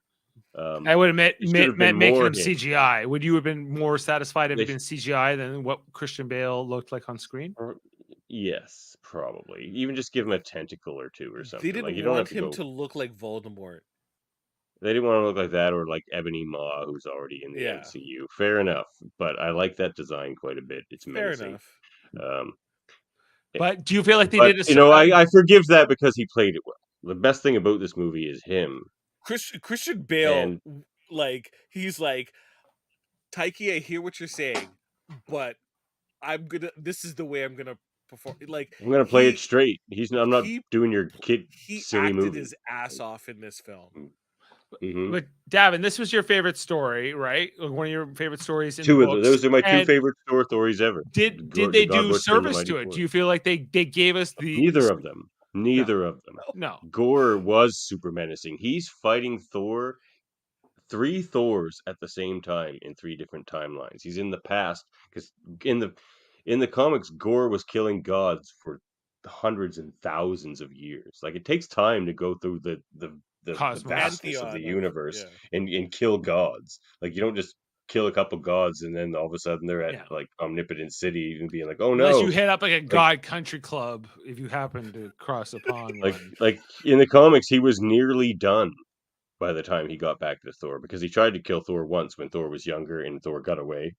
So then he's also fighting Thor in the present day, the Thor we know, and he's also fighting Thor in the future. He's fighting God King Thor, and it takes the 3 Thors together to defeat Gore. Now that's a friggin' all good movie. things That's style, a friggin' like movie. Picard. When those Kind of, but like amazing, amazing, better than All Good Things, I would better. say. Yeah, and the Mighty Thor story, like if there could ever be like I loved that Thor so much, I was fine with her just continuing being Thor. Now I love Odin's son Thor, but Jane Thor was an entirely different Thor. She just like in this movie, like they nailed the look. She looks so good. That's The another look was thing this movie amazing, did but good. the So story good. and the substance of this story. They took the substance out of it. They had some of it there where like in the comics, every time she lifts the hammer, it just takes all the chemo drugs out of her body. It's not that they in this they just say it's like some like getting rid of all her mortal strength, but really what it's doing is it's just getting rid of all the chemo drugs. So she goes and gets chemo, it picks up the hammer, and then all that stuff's gone and does nothing for her. So that's why she's dying, and that's why every time she picks up the hammer, she's closer to dying, and that's why she's worthy to pick up the hammer in the first place because just to pick it up, she's taking a big sacrifice. Sacrifice. Now that's insanely cool. Like I love that whole thing. She's a great character. She does have Mjolnir does like her better in the comics too. Like she'll throw Mjolnir, it will like split off into pieces and come back together, or do all these crazy flips. Like she can do all this crazy stuff with Mjolnir. Like Thor's like in the comics, he's like, I didn't even know it could do that. Like so, because she's smarter than him, like quite frankly. Right. So Yeah. like He's just a better warrior. That's all. he's a better warrior. That's Yeah. it. But that's again what it is to be worthy to pick up Mjolnir. It's not about being particularly noble in like the most moral sense. It's like being a worthy Viking warrior or Asgardian warrior, more accurately. Like Or a that's war what veteran Mjolnir wants. like Captain America. Well, Yeah. he would make a good Asgardian warrior. Like Yeah. he's a leader of men, that Captain America. Like the Hammer would like him. Has Um, has Cyclops ever picked up Cyclops could never pick up Mjolnir. Storm could though. Storm could definitely pick up Storm Mjolnir and did in the has. And crossover, right? In the yeah, there's an alternate Storm named Stormborn. but in the wields MCU versus she's DC crossover in like the 90s, I think she oh does. yeah. Storm picks it up, You're right. and then she was like, "It wouldn't be right," and then she throws it away. She puts it down, and then Wonder Woman beats her up. Yeah, and then Wonder Woman wins. But if Storm had used Mjolnir against She would have Wonder Woman, smoked her. smoked Yeah. And I Wonder still Woman. think Storm would be Wonder Woman anyway, because Storm is a goddess. Well, it And would be Wonder Woman close, is- closer than I think in the comic book, but they had to keep things So- moving. So Well, we go to rate this. That's my. I don't even issue. remember what we rated this. If we did we rate this? Yeah, we rated it. I gave it a This 5 one and a hurt my half. soul a bit. I gave it a 5.5. I'm standing by that. Jaemeel, you gave it a 7.2. I'm gonna drop that to a 6.8. 0.8 from Jaemeel. Davan? I'm just getting angry thinking about those comic runs. But like on its own, it was entertaining. I get a 5. 5. Like, there's- Yeah, but those two comic runs are 10s. Yeah. Like those 2 comic runs are so good. So let me explain my rating just so that people don't jump Mhm. on me. It's like this is way too high. When you take it by a scene by scene basis, separate scenes, and just look at it, there's There's a lot entertainment of value great here. content there, right? The colorless planet fight, Mhm. extremely great, extremely great. The ending, past the kids part, really good stuff there. I like right? the kids part actually. I know it's probably someone like a new parent probably, but as soon as the kids like I was fighting back tears when the kids all get he's like, "You all have the power of Thor," and all the kids are like, "Rah!" Oh man. And like the little girl with her doll killing demons, I was like, "Oh my god," I'm like practically crying. I That's can- a beautiful scene and I love can it. get past that. I can get past that. I thought Eternity was cool. yes, very cool. Mm. I thought some of the stuff they did with Valkyrie was pretty interesting as well. Yeah. And I like a lot of the Mighty Thor stuff. Even the presentation of the Guardians, I Mm. think is doing a great service to them because I feel like Endgame made them kind of look like buffoons, and the Guardians are really competent. They might go about Well, things a that's my certain way. problem with something we'll talk about later is in the movies they are buffoons. They're Other than competent Gamora, they're buffoons. buffoons. I'll tell you what, Competent They're my even buffoons. making Nebula a buffoon now, which is ridiculous. Like I'm gonna get a little triggered during the Guardians of the Galaxy special. Let me Okay, tell you that. but those elements I liked. That's why it's that high. The reason why it takes off a lot of it is because it's not a cohesive story that makes any narrative sense where I'm emotionally engaged enough from point A to point B. my takeaway was What's I didn't next with care. these characters? I didn't care, Oh yeah, but go ahead. I came away like not caring what comes next with these characters.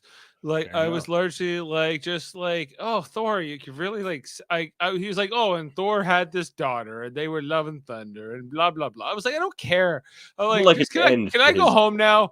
Like that was my feeling at the end of the movie. It was just kind of like I wasn't super happy. I think like Jane's death was sort of this weird note where she goes to heaven right away and she meets up with Idris Elba, and it's kind of like, okay, now what? You know, what is this supposed to be setting up? Valhalla. But like Should have been the Beta Ray Bill movie. Like he's a sillier character. Like they wanted me to do a silly one. Like don't have Cancer Thor and Gore the God Butcher in your silly movie. Cancer Thor. Like, Cancer Thor. The people weren't excited sorry for for Hercules. interrupting you there, Dave. I got triggered again. Well, no, Hercules? well, the Hercules cameo at the end too. I was like, That's I cool. don't know. I wasn't No, necessarily I'm there for excited by that. it. I wasn't I like excited by Hercules. that You didn't see the necessarily. iron in his thighs, the virtue in his heart. No, I was I I did. was a little bit That's the next underwhelmed. line. Do you know the I next was a bit line? no, No. I was a bit underwhelmed, and I was a bit just like the whole thing with Jane Foster in Valhalla was like kind of lame for me, and I didn't like where this left off, and I wasn't excited for the next She movie. was an Asgardian warrior who died in battle. Of course, she's gonna get That's to Valhalla. Valhalla. Cool, but like I don't need to see it. Like I don't know, like it was just I didn't like it. I'm glad Korg's gone. I'm sad Jane's gone. I'm sad Gore's gone because now Robert Eggers can't do a Gore movie unless he comes back. Like off the top of my head, if that's Did they true, just I don't go? know how they do the serious Thor movie now. Like they've used Malekith badly, and that one shouldn't have been so serious. Malekith is the more sillier villain, but they've used Gore Would you be now. okay, Like David, if they just go? We're just gonna have Eggers just do Love and Thunder. redo Gore. Just do it. Just why not? Yeah, I would sure. I'm the real Gore. I'll take Love and Thunder out of the head canon and put the Eggers version back in. I would I'm watch glad it. I'd be there for that. Yeah. Just say All it right, like it let's was like move in on, Walking shall we? Dead. I'm not the real Negan. That was the other Negan. So So many Negans, and I don't Yeah. care about any of them. everyone was Negan. Next, I am Groot, or I am host. You are Groot. You guys are. Does this hosts as count? well. Is what? MCU? Yeah, this is all Yeah. canon stuff. This is stuff that was happening to Groot while he was little. I am Groot. Groot. I am Groot. I am Groot. Okay, Dave. I am Groot. So this had 5 episodes. They were all about 5 minutes long. There was Groot's first steps. There was the little guy. There was Groot's pursuit. There was my personal favorite, Groot takes a bath, and there was Magnum Opus. So is Dave going to do the synopsis? Yeah, Oh no! we'll break the fourth with Dave here. This is the worst one to give it to me. Dave's getting some I tough was picks. so happy. I was so happy. I am Groot. I am Groot. I am Groot takes a bath. I am Groot Opus. I am Groot goes to school. I think that's the best you're going to get. I am Groot and the big red dog. I am Look, Groot. you Dave. did a valiant effort there, Dave. Valiant effort. Groot's going around. He's in the garden. He's young and he's hip. Oh my gosh. Zip. All right. So look, these weren't anything to write home about. I enjoyed the bath one, but like Groot's first steps, he just gets out of the pot, knocks a few things over. It's kind of like Guardians meets Minions. They tell me, but I've never seen Minions, so I can't really confirm that. But and then there's this one where Groot gets to be the bigger guy, not the little guy, and then the other one kind of has a funny end. Groot's Pursuit. I don't even remember what that one is, Jeez. so that And one Groot's was not Pursuit. memorable.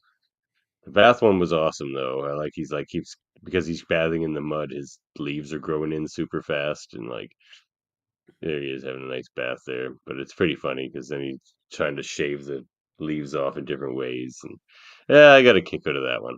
But I don't know. Do you guys have anything to say about these?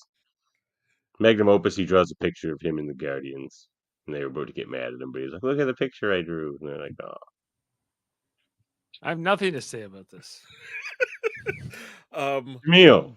Davin, I've already kind of stated my feelings about the resources spent on this series instead of other series.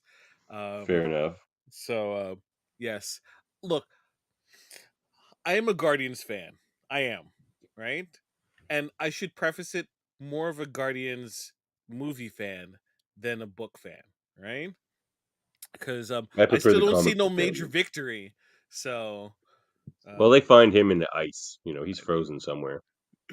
I have almost every single Funko Pop of the Guardians, and I did not watch this series at all. I did not Oh wow. have any interest in watching this series. I just it just felt like, why? Why do I need to watch this? Right? It's for And kids for sure. it for kids, which is cool, but Like, like, unlike Prodigy, I don't feel like it has any sort of appeal. I feel like that's something that Star Trek has actually outdone Marvel on here.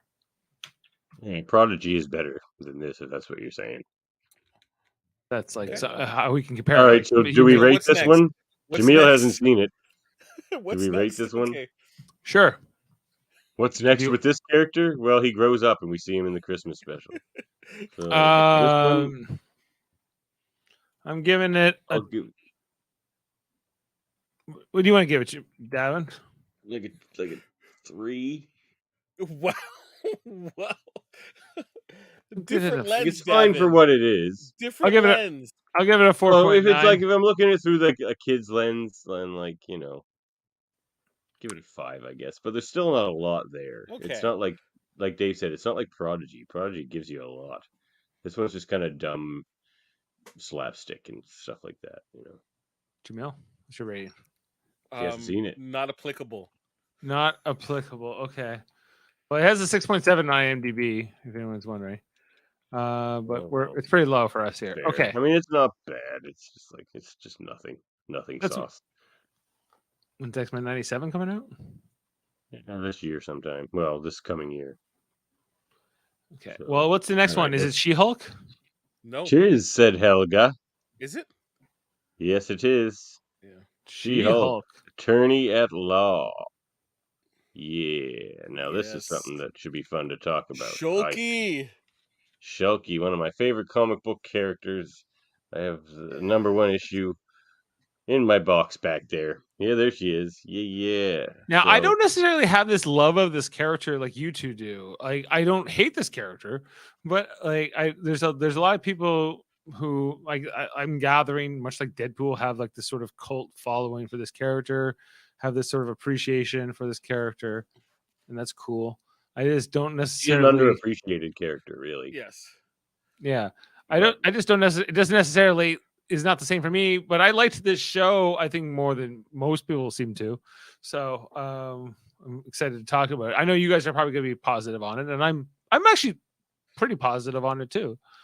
Although this is the only this one thing right now that turns me into a troll on social media. Just defending She-Hulk. Defending She-Hulk. Yeah. Yeah. That's like literally. I've never heard a complaint about this show that sounded like anyone has ever read a She-Hulk comic before. Like this show was this and this show was that. I'm like, yes, it was a She-Hulk comic put to life. It's like this is what She-Hulk comics are. Yeah. Like I have them all. I have them all. This is what She-Hulk is, and they did it well. Yeah. What is your favorite run? Are you a Brian guy or are you a Slot? slot No, my favorite run actually. is Now Soleil. the burn run is great. Yeah, is the Charles Soule run. It's Yeah. only 12 issues, but I love it. It's I'm a slot guy. quintessential She-Hulk. I'm a I slot love the guy. slot run too. Yeah. It just gets a bit crazier. She goes off into space and Yeah. gets a bit crazier. I like my She-Hulk a little more grounded. Like so does the burn run. Like anything can happen in a She-Hulk comic. She Yeah. does do crazy stuff. But I just liked the way Soul did it. That's And what I was expecting. I was expecting more of the Soul yeah. side, but it skewed a little more burn, Yeah. which is a little So more true to the classic character, so that's fine. so Dave, just from that this discussion, you see it's a wide it's a wide area that this character covers, right? So Sure. when they're like it's too wacky, it's like it could be wackier, right? Oh yeah, it could get Right? wackier. She hangs out with It's she lives in the building with Howard the Duck in the Soul yeah. Run. Yeah, I didn't Um, feel. I so don't feel like Jaemeel, it was too wacky. I would love to hear about your new brand. Ooh, Synopsis synopsis. by Jaemeel. So Jennifer Walters, a lawyer, up and coming lawyer, um, is hanging out with her cousin Bruce Banner, the Incredible Hulk, and unfortunately there is an accident where his blood is transferred onto hers, and she. Because of genetic similarities, she's able Comes the to Savage She-Hulk. No. um, have the gamma infused blood enter her bloodstream, turning her into dun dun dun a She-Hulk. Now she's whisked away by her her cousin and is trained to become the best She-Hulk she can be. Um, Which now takes her after like 20 minutes. It took him 15 years. yeah, she does a great job in terms of acclimating to that process, and wants to resume her life as a lawyer. Um, she has trouble initially getting that started, which leads her to eventually getting a job at G and H. No, GLK and it's H. GLK and H. GLK and H, a superhero law firm, and she is Well, meets a they're variety. not. They want to start off a superhero Yeah. division with and have her head it. Yeah. She meets a variety of interesting characters, and um, Porcupine. yes, Yeah. a mystery unfolds in the background where eventually she is led to a situation where there's this gigantic conspiracy against her. But all of that is whisked away in typical She-Hulk fashion as she saves the day with the help of a baseball capped robot. Um, that is She-Hulk. Yes. It's pretty good synopsis. Very well done, Didn't Jaemeel.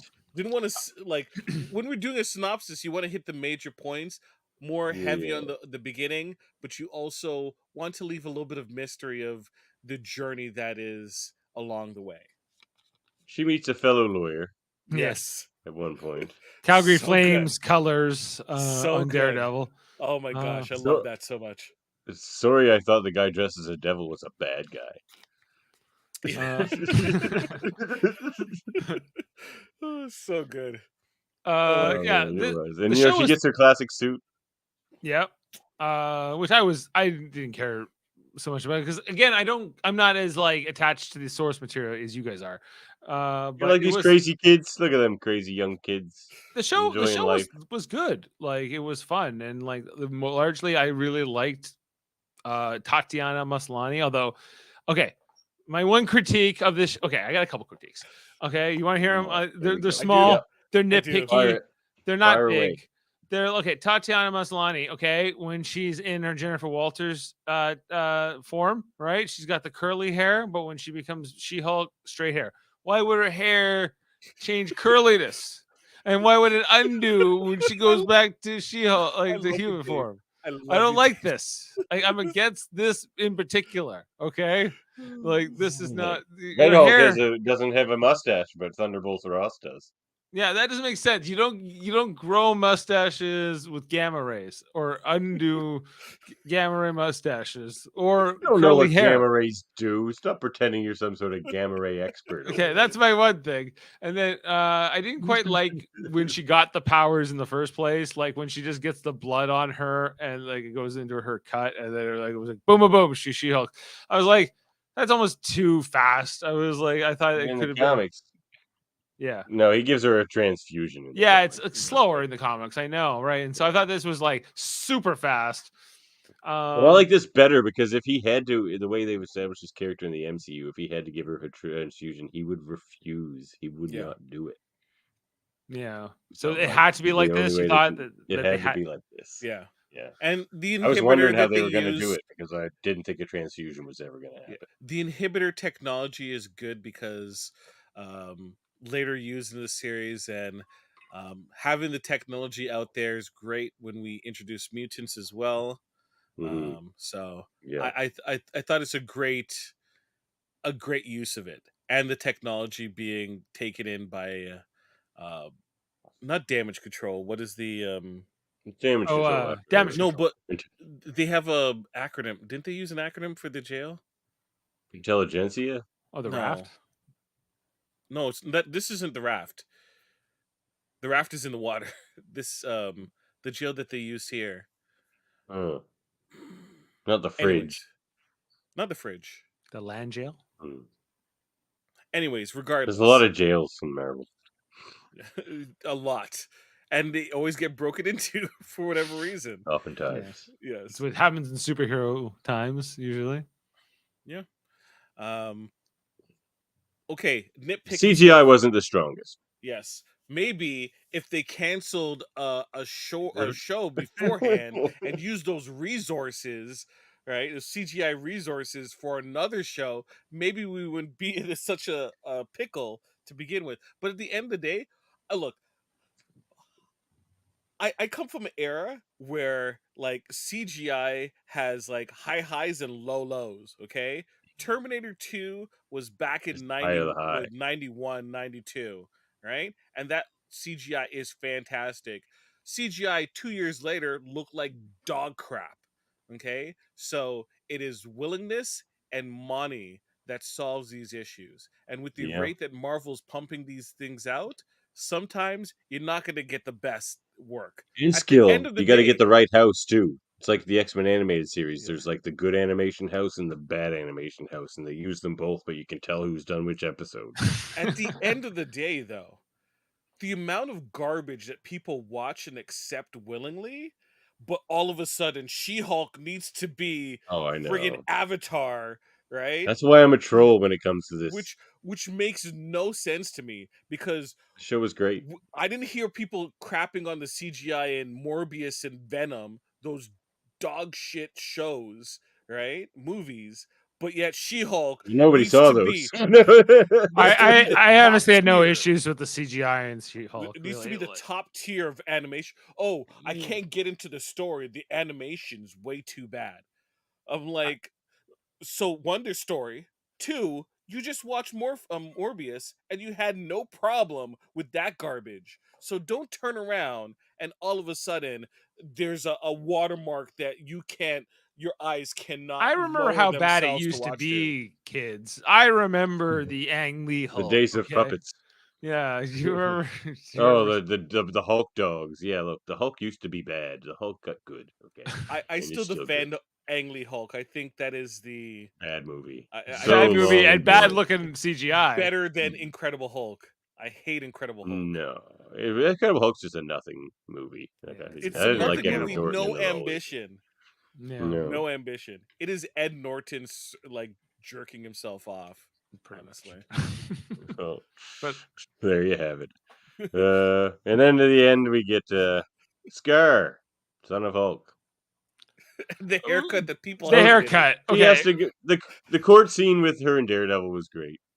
Just like in the comics, he no, is but a better can lawyer. you put him back up again, please? Yeah, This haircut. Okay, can we? I know. Nobody likes this Scar. No He one's wants gonna to defend Scar. haircut up when he's Oh talking. yeah, we just need to stop. We just need to stop and Okay. talk about this. All right, Okay, let's so talk like, about this. but We'll leave the image and up. Bruce Banner shows up here in this white tank top beater, if you will, as well as a blue Hawaiian kind of looking shirt. He brings Scar, his son, here, buzzed in the front, but like a pulled back tight man bun mullet thing going on here in the back, and I don't know. I don't think it works. I don't think on Spell any it. planet it works. And I think he's got to get that. That's a Stan Lee haircut, okay? Don't hate, okay? Don't hate. You I got can't that help it. haircut from the Stan Lee haircutter on Sakaar, so leave him be. I'm not going to criticize Stan Lee's work. Okay, now, as much as I love this show, there's one Mhm. thing I loved even more, and that is Yeah. Titania was fantastic. I don't Oh, care what. Titania was great. Oh my gosh, I She's love lame. this. She was totally like a lame No villain. way! What? Lame No and Oh my way! god. boring. Oh my gosh, She's the no way! perfect modern villain. Oh my gosh, Like, perfect. and It that's was that's another example where they took kind of a nothing character and made her interesting. Titania is kind of like a nothing character. you would have hated Titania if it was exactly like the comic books. I don't know. But I Be, guess so. I just wasn't like just necessarily be a engaged. brute. It's The like it's the another actor brute. who plays Titania, whoever that is, Jamila El Jamil. Jamil oh, She's from Star great. Trek, Prodigy. from Star Trek Yeah, from Prodigy and Prodigy. The Good Place. Essentia. Yeah, Sensia. Yeah. The what's her the Vindicator? As she's known Yes, there. the Vindicator. Yeah, I have she- her pop. Yeah, she's just- good. I love Titania. She's good great. over Tiffany there. also but, loves Titania. Titania is Tiffany's favorite thing in the MCU yet, I think. but I The- didn't really like her in this. Like she was just like, ugh. Like, The amount of work She she put stole into her character. her name. Like she stole her identity. that was Copyright. funny. It was That part hilarious. that bit She-Hulk was thing. funny. Like she was funny. She was funny as a comedic device, but she's not funny. She's not compelling to me as a villain because she's just a joke. Well, they did turn all the villains into jokes in this. Now Right. she's a little more threatening. Like she actually like stalked her to a wedding to punch her it up and get her like. Yeah. But like the intelligentsia turned out to be like there's a no joke, threat unless they're there. just like a surface level and there is a real intelligentsia, you which is I think the way compare- it'll go. Like in Jessica Jones, when the David Tennant character there, like how he was such a threat. Kilgrave? Well, Purple Man is one of the scariest villains of them. all. Right. Okay, hold on. So, Dave, okay, we come back to this. Understand, this is the lens. She-Hulk is presented in a specific lens, right? So, therefore, Titania in a Daredevil series or Titania in a Jessica Jones series, she is a scary, scary villain with that much power, that An influence. and influence, and also the fact that she feels herself above everything, laws, society, everything, willing to do whatever it takes to get ahead. She just can't beat She-Hulk, but she'll keep ramming and doing her best to get there, Well, right? So well, in a maybe- different lens, she would be presented differently. She would But be they can do scary. that. They can set up Titania in like, I don't know, Ms. Marvel as this other like threatening villain, or in, I don't know, whatever came before, right? Like they have plenty of opportunities to set Titania up. And then and then bring her in here, and then you can bring her in for comedic effect. I think this is something that She-Hulk, and eventually when they merge over Deadpool into the MCU, which is a similar kind of a character that is going to try to straddle this fourth wall reality bending kind of aspect, and it was more playing for the laugh. I think it's going to be something that they're going to have to come to grips with, or you're like, okay, here's this character who you're saying is normally terrifying, is normally this great villain, but because it's She-Hulk and the tone of She-Hulk is funny and Well, we're light. saying Titania is normally not a great villain, except Right. through this lens. Like this is okay. this is them making a character out of Titania, because otherwise she was in the comics. She's just a girl who was thought of as ugly. Then she got these superpowers and started dating Absorbing Man, and that's her entire character. Yeah. Right. Like, but And what I'm just- saying and could just be true. trying to though. beat. She just tries to beat She-Hulk. she That's just tries all to she beat does, She-Hulk. right? The closest she ever got to my recollection is she gets the Power Stone, right, and Yeah. just wrecks She-Hulk, and the only way Oh, that and she She-Hulk, got one of those fancy hammers during Fear itself. yes, Fear itself too, yeah. The only way she was able, the only reason she lost was because She-Hulk beat her with Jen as Jen. Just Jen. Yeah, just Jen. Just Jen, attorney at law. I thought that was it. I loved the way they straddled the fourth wall breaking in this. I thought that was pretty much It wasn't perfection. heavy-handed as much as it could have No. been. It was all right. Except until the end when she's jumping through the Netflix screen. But again, she does that in the comics too. In the comics, She-Hulk has walked into the writer's room of her very own writers and threatened them to make it better. That was all right. I didn't mind that. That's what she does. I thought that the ending was kind of interesting and memorable and kind of different. People are And so angry about it. I'm not angry about it. I was good with it. I was good with it when I was like, you're better off with this Matt Murdock guy. He seems good for you. They're a great couple. I liked it. Yeah, I thought I was that guy who like totally screwed her over and stole her blood or whatever. Like, like he needed to get his comeuppance. I thought that but Great supporting cast in this. Like Nikki was great. Pug was funny. Pug is yeah, great. yeah. Like, You had great supporting Larry cast. Appleton. Yes, Larry yes. Her Appleton? parents. Her parents, Yeah. her dad. Whoa, friggin' yeah, like Gus and Mark Larry. Baker, Cousin Mark Larry, Baker. yeah. Gus and Larry, yeah. Yeah, Mark He was Lynn great, Baker. actually. Nancy Joy. What's the shovel for? For digging holes. Let's just leave it at that. Yeah. Mark Lynn Baker is his name. He is a great actor. You see him on Ghosts. He was awesome in Perfect Stranger. Bring him his flowers. He's awesome in everything. Yeah. Yeah. And Tatiana Maslany was amazing. She's great too, man. Yeah. Canadian treasure. I didn't know she was Canadian until like somewhat recently, Yeah, like a week she's from, ago. like, When she Calgary, advertised the show, she's like, "I'm Canadian." What? And I was like, "Oh, Well, is they that have that. Canadian?" I think that's Sure. why they have the Winnipeg joke on one of her dates. Like Yeah. one of her dates just starts off, and that's how I got banned from Winnipeg, Canada. Oh yeah, it's right. You, Yeah. you like what do you have to do to get banned from Winnipeg? Anyway, I've been to Winnipeg. What next with these characters? Okay. Dave, go ahead, go Jaemeel. first. I jump ahead of you. Dave, go first. I'll wrap it together.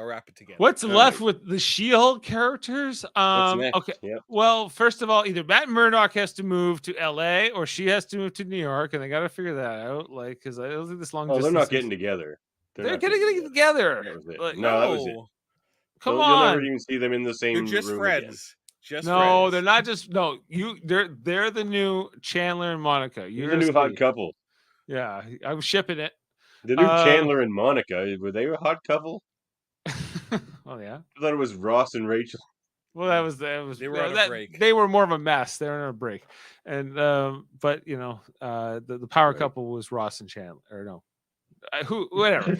Okay, Remember, those two friends people. I digress. I can go for another season of the show. I think that there's more in the law firm. I don't like the boss guy. I think they need to work on him. And the but otherwise, I will keep watching this show. Like I am good for the show. The people who are upset with the show, I don't know what to tell them. I don't feel like this. There's a lot of critiques about Phase 4 of the MCU, and a lot of it She-Hulk seems to be at the top of the list, but for me, it's not. I thought it was good. I thought it was it fits in and it's towards the top of my list. Okay.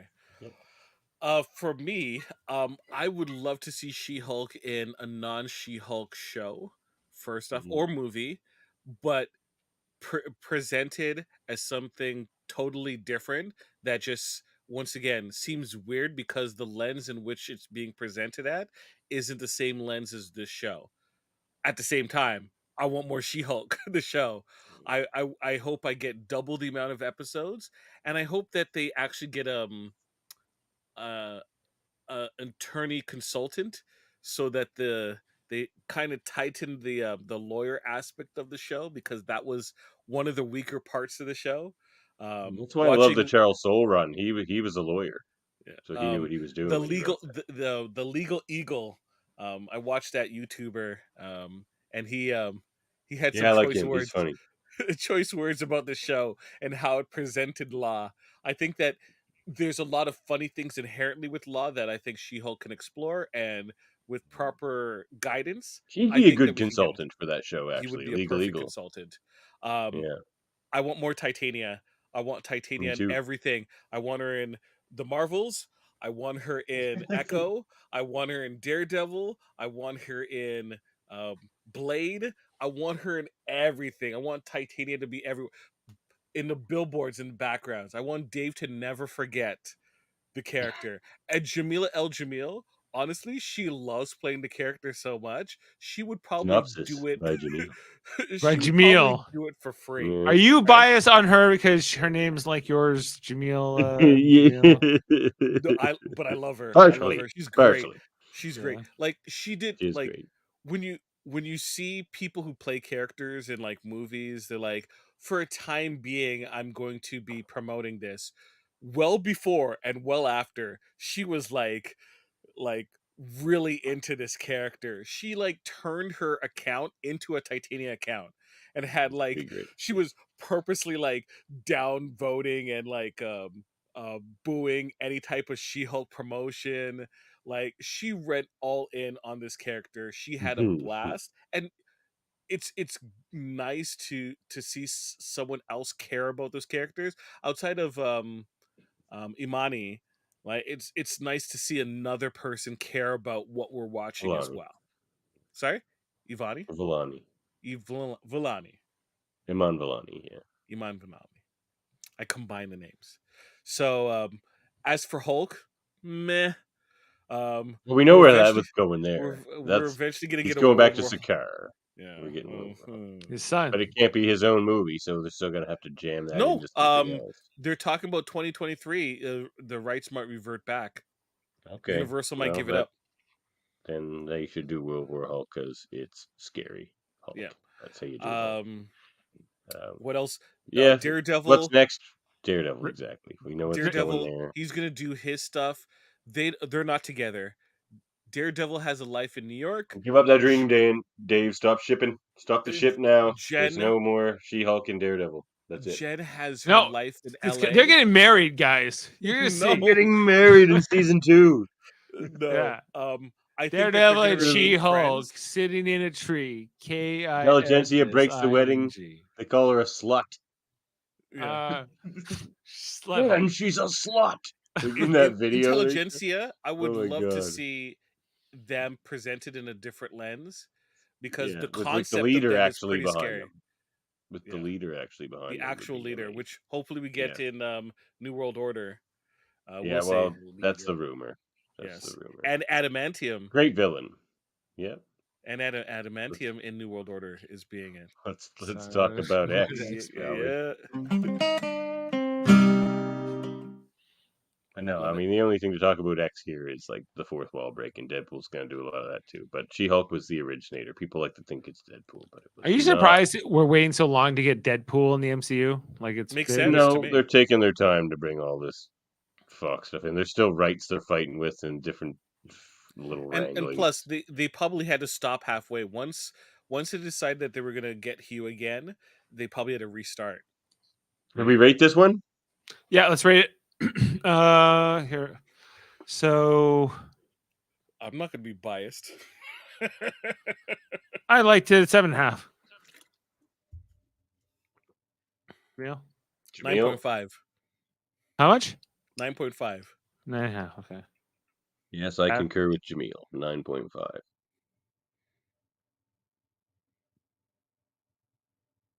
That was fantastic. It was the She-Hulk show I always wanted. Yep. Okay. Well, Very I liked Alright. it. Didn't love it, but I will keep going. That's So- okay. More for me. Right. We're moving on Werewolf to by Night. Ow! Werewolf by This Night. actually came out the Werewolf. day after Black Panther's release date. So Well, I don't agree with your release dates. We're doing Alright. my order. All right, Werewolf by Night. Initial Dave. thoughts. I love this one. What did you Dave's think? not gonna do Tyler? synopsis. Details by Dave. no, well, I can if you want. I'll give you the. So this is a story of a mansion with a bunch of ghost killer people, and this like guy has died, and he was like the leader of like he had like the special monster killing weapon thing or something, and Ulysses Bloodstone, his name. Ulysses Bloodstone, yeah. And so all of the superheroes or all the ghost killer people have shown up to claim this, and his widow's there, and one of the people to claim it is his like estranged daughter. Yeah, and we find out that one of the people there to claim it is actually a monster himself, and actually is trying to rescue this other monster named Larry or something. Yeah.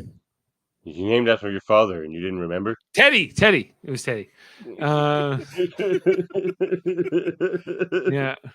and it was something like that. And Yeah. We had Kirk Thatcher. Yeah, Kirk Thatcher. It was good. It was a good story.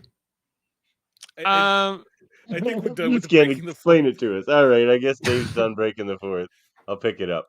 So they're here to get the Bloodstone. They have to have a fight to the death, a competition to the death.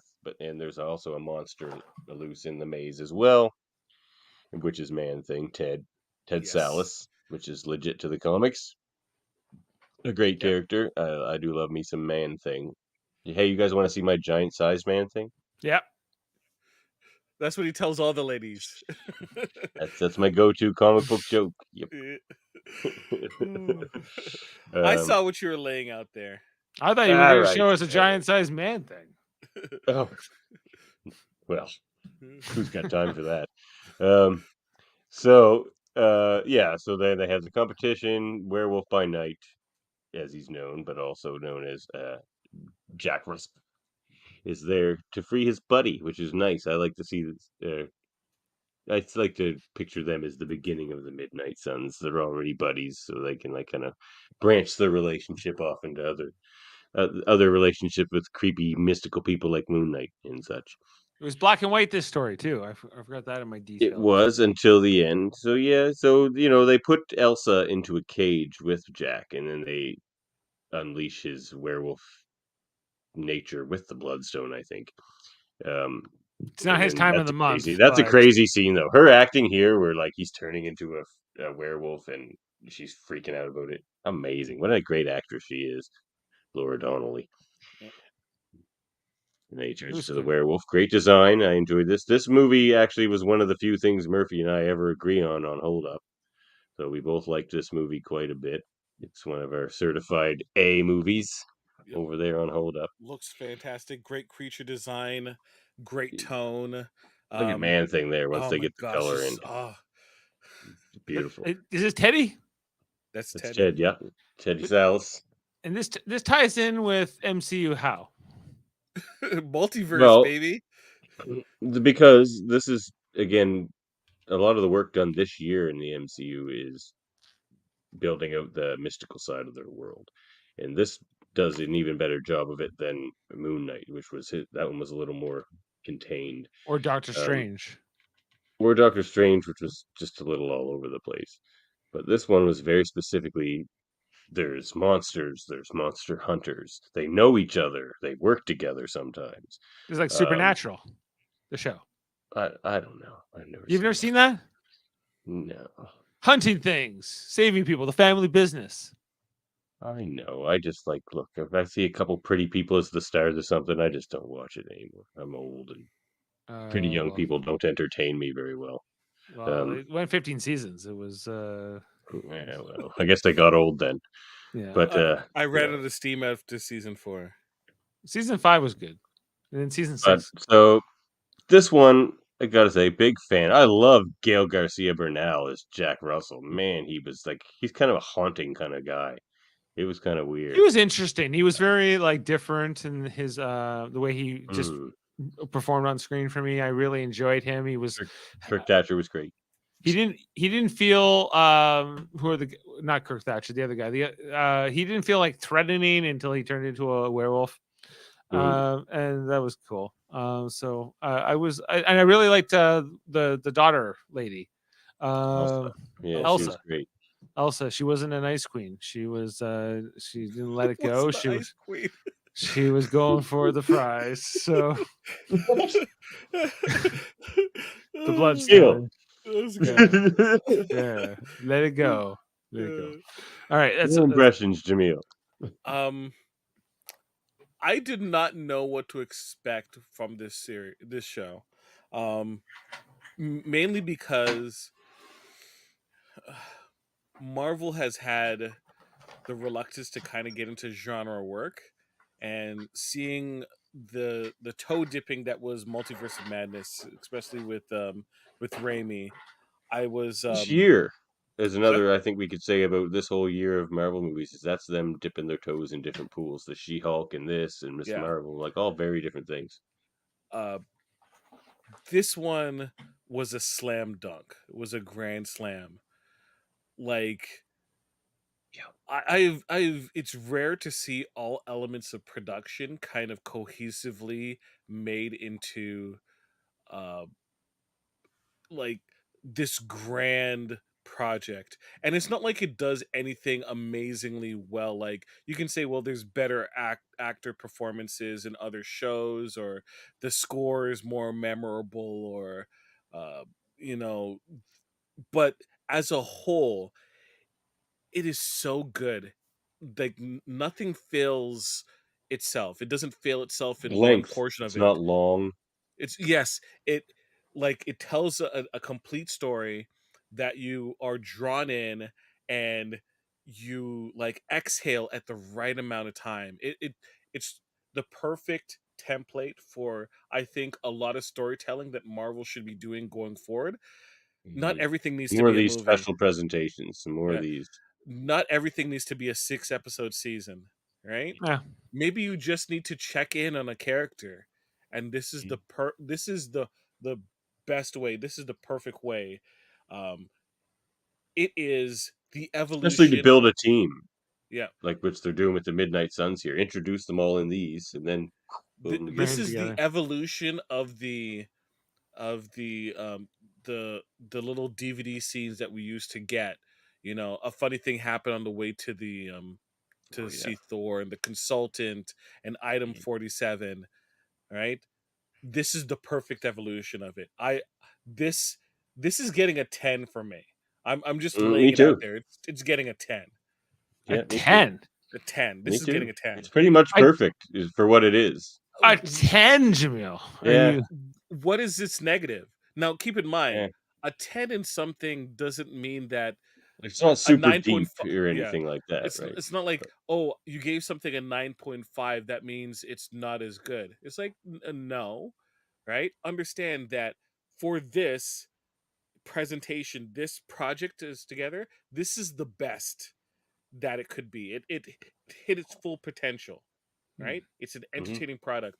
Other things get lower marks because there's misses and stuff. It's still good, but it could have been better if they tightened the screws on a set of things.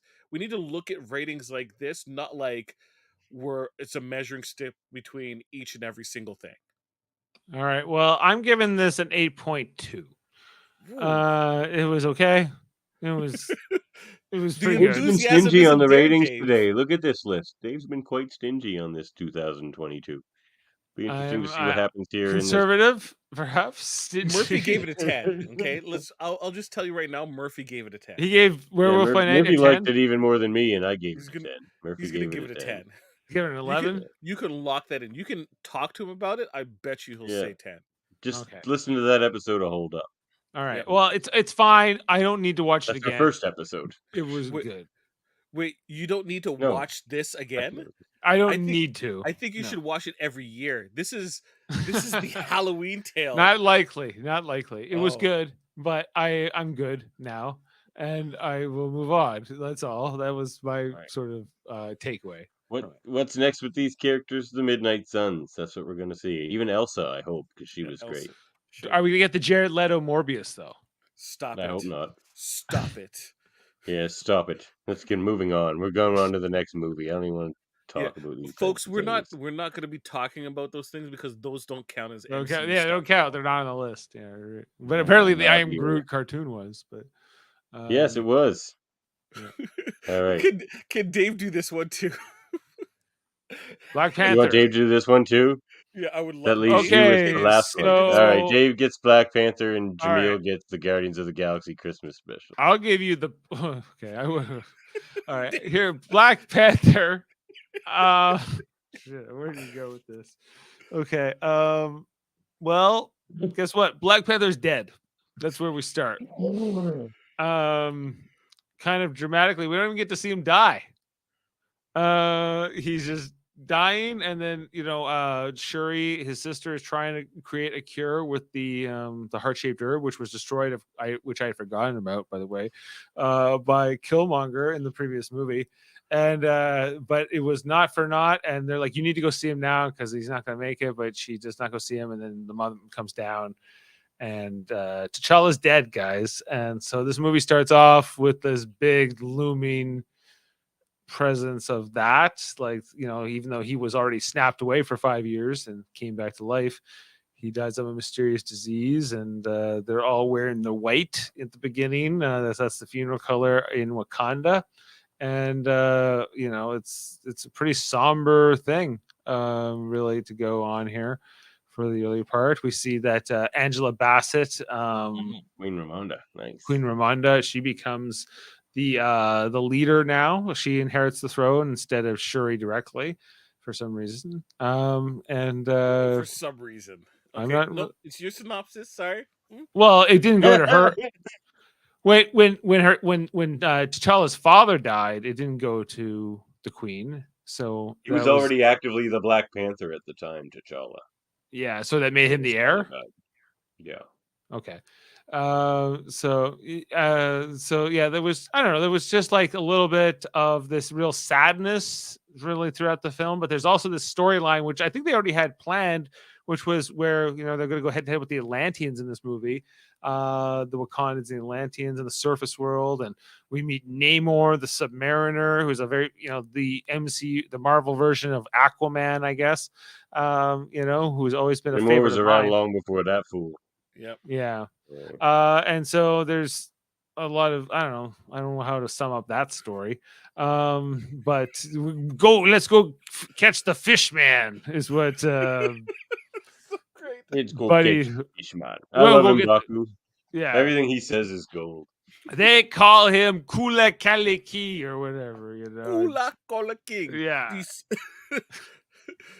Serpent King. Yeah. Yeah. That's a badass title, so we should respect him. Yeah, all right. Yeah, like this movie had a lot of good notes for me. I think it's a very emotional movie, a very memorable movie. I think that the storyline of Wakanda versus Atlantis is sort of overshadowed by all these other things in the movie. I think that the stuff in the spoilers was very powerful, in terms of like. What's that? Yeah. Oh, well, everything with the Atlantis, which I was okay. When Aquaman came out in DC's version, I was like, how are they gonna do underwater talking? And then we find out that they didn't do it so well. Here was better, but anyway, they didn't do Atlantis. DC is dumb.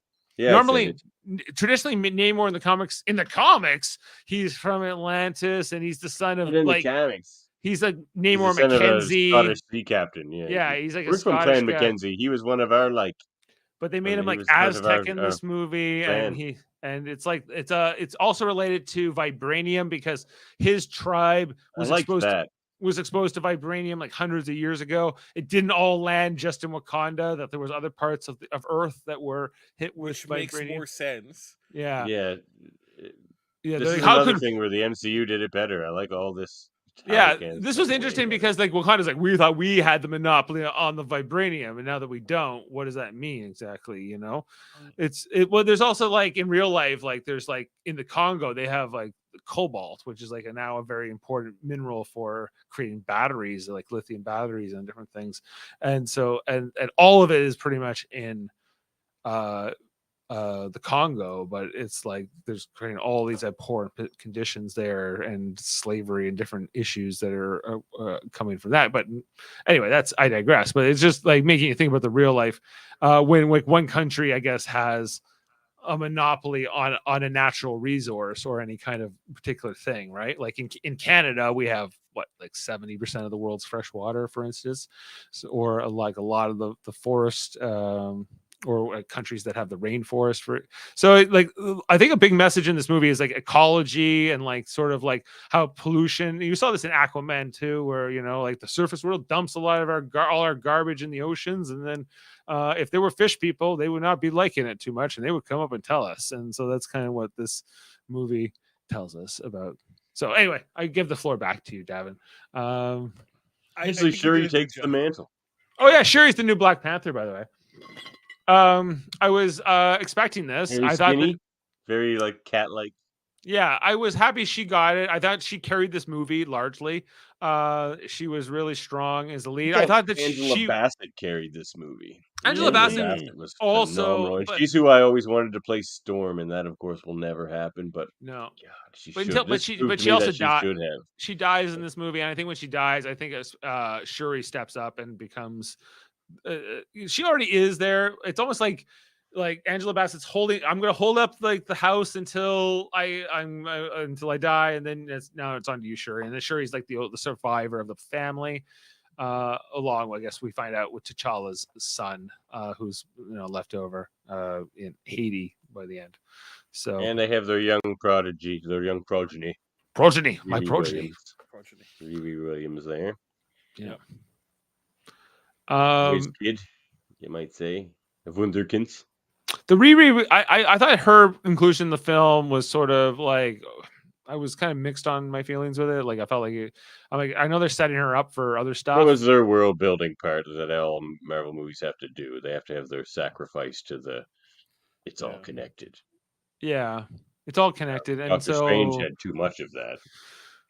I was okay. I thought that I was better with the Riri Williams part of things than the stuff with CIA dude. What's his name? Ross Watson. I liked him in Valentina. Yeah. To know him and Valentina. All that I could have done without. I think it was a waste of time, and he didn't even need to be in the movie. That's setting up for Thunderbolts. But I know, but that's the thing is that like I think this is one of the indications where it's all connected and it's all in the same world. But so we have to like inject these other grander storylines into these other movies, and I feel like we were talking. Comic fans are used to that. I know, but like then the other time we were talking about like Ms. Marvel, and we're like, well, we don't need her to interact with the other storylines, or we don't need, she has her own world, or this story is separate. I'm here for the larger world. I like that it's all connected. And one point though, like you were saying earlier, Jaemeel, about how the Titania portrayal could be totally different in another series. Yeah, and that's another thing about comics, I think a lot of the divisiveness with comic book movies comes from like there's the comic book fan opinion that's used to a lot of these things. Like you can have 10 different writers of Spider-Man in a 3-year span, and they all write him not entirely different. They try to stick to it, but different. You know what I mean? You can tell. Like Dan Slott's Spider-Man is way different than Stern's Spider-Man, or and sometimes those stories are those are books are going out at the same time, right?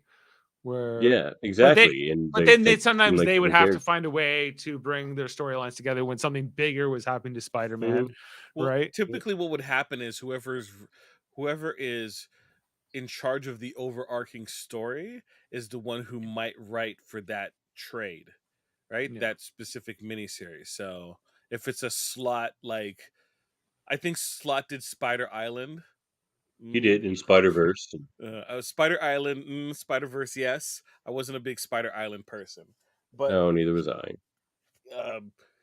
He can set the tone for the entire series. He might story might be by him, but the script might be by the book's writer. So there's various ways that they can do it, or he can just write the entire miniseries, and the miniseries just fits into the comic book. So one's in Amazing, the other one's in Web, the other one's in Spectacular. It happens. Now, going back to my earlier point, I mentioned where I was like, oh, I don't really need this to be connected. Ross is inherently a Black Panther character. Sure, he did pretty show much up entirely in Civil War, right? But he spent So did more Black time. Panther. Yes, right. The whole Ross thing. Ross is Wakanda's connection to the outside world, right? You don't really get a And perspective outside of Ross when it comes to like everywhere else. You have Talokan, you have Wakanda, and you have Ross representing everyone else. He is their connection to it. So Ross is important, right? he sold his soul to the devil for a pair of pants.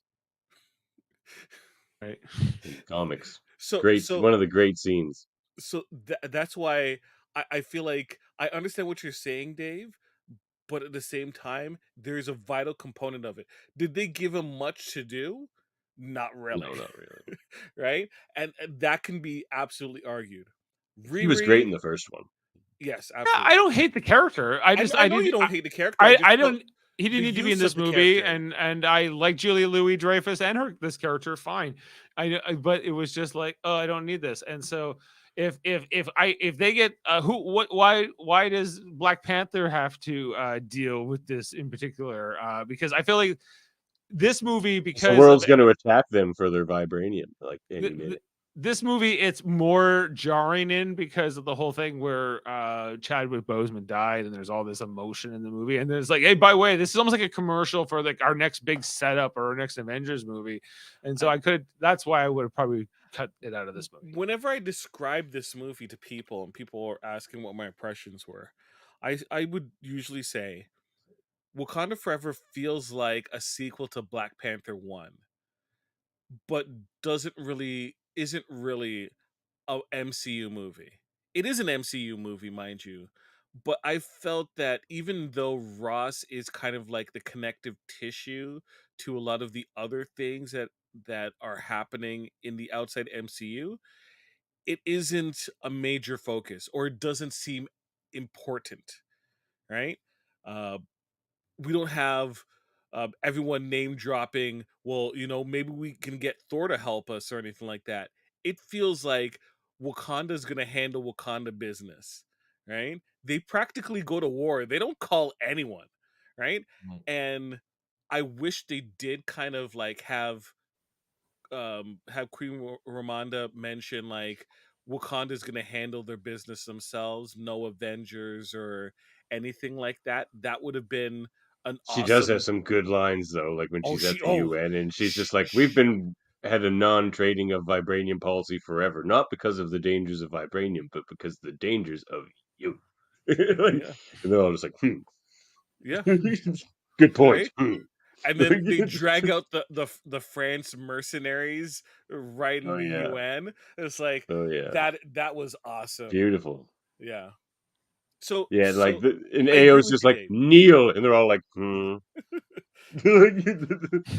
Yeah, man. I love the Dora Milaje. That's great. And I love that they brought out the Midnight Angels, the only secret society we haven't yet to see, which hopefully in Black Panther 3 we will, is Yeah. the Hattusarasi, which are they wear like the white wolf costumes. And that's why So they call Bucky the White Wolf. Usually the leader of the Hattusarasi is called the White Wolf.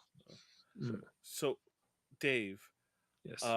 if I could just jump ahead to what's next a little bit, Sure. sure. I'll be a little. This movie was great. I have a couple things to say, but go right ahead with the what's next. Okay.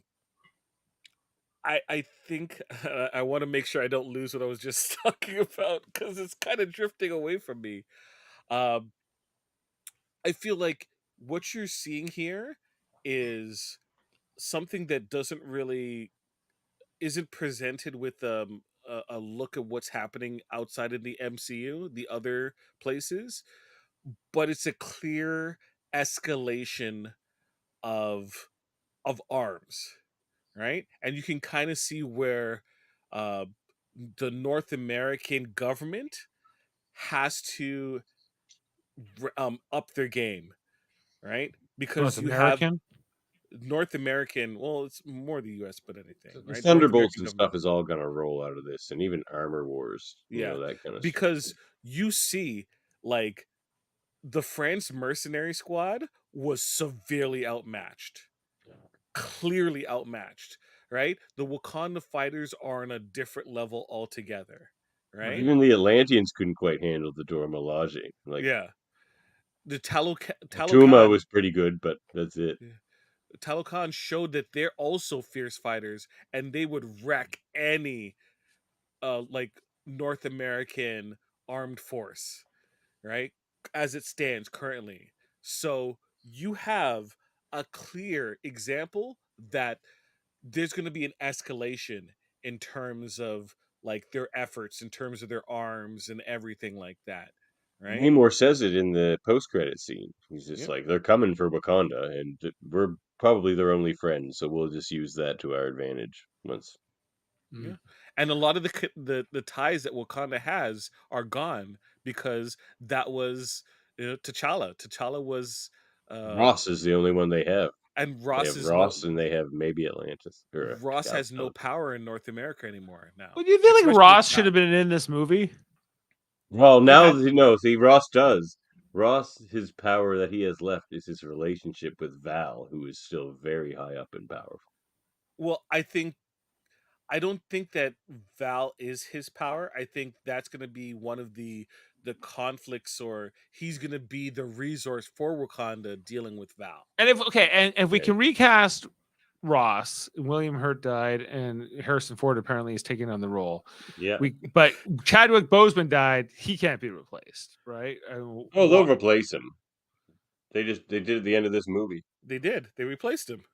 No, They- they killed off T'Challa, and he was Black Panther was succeeded, but What's his son's No. name?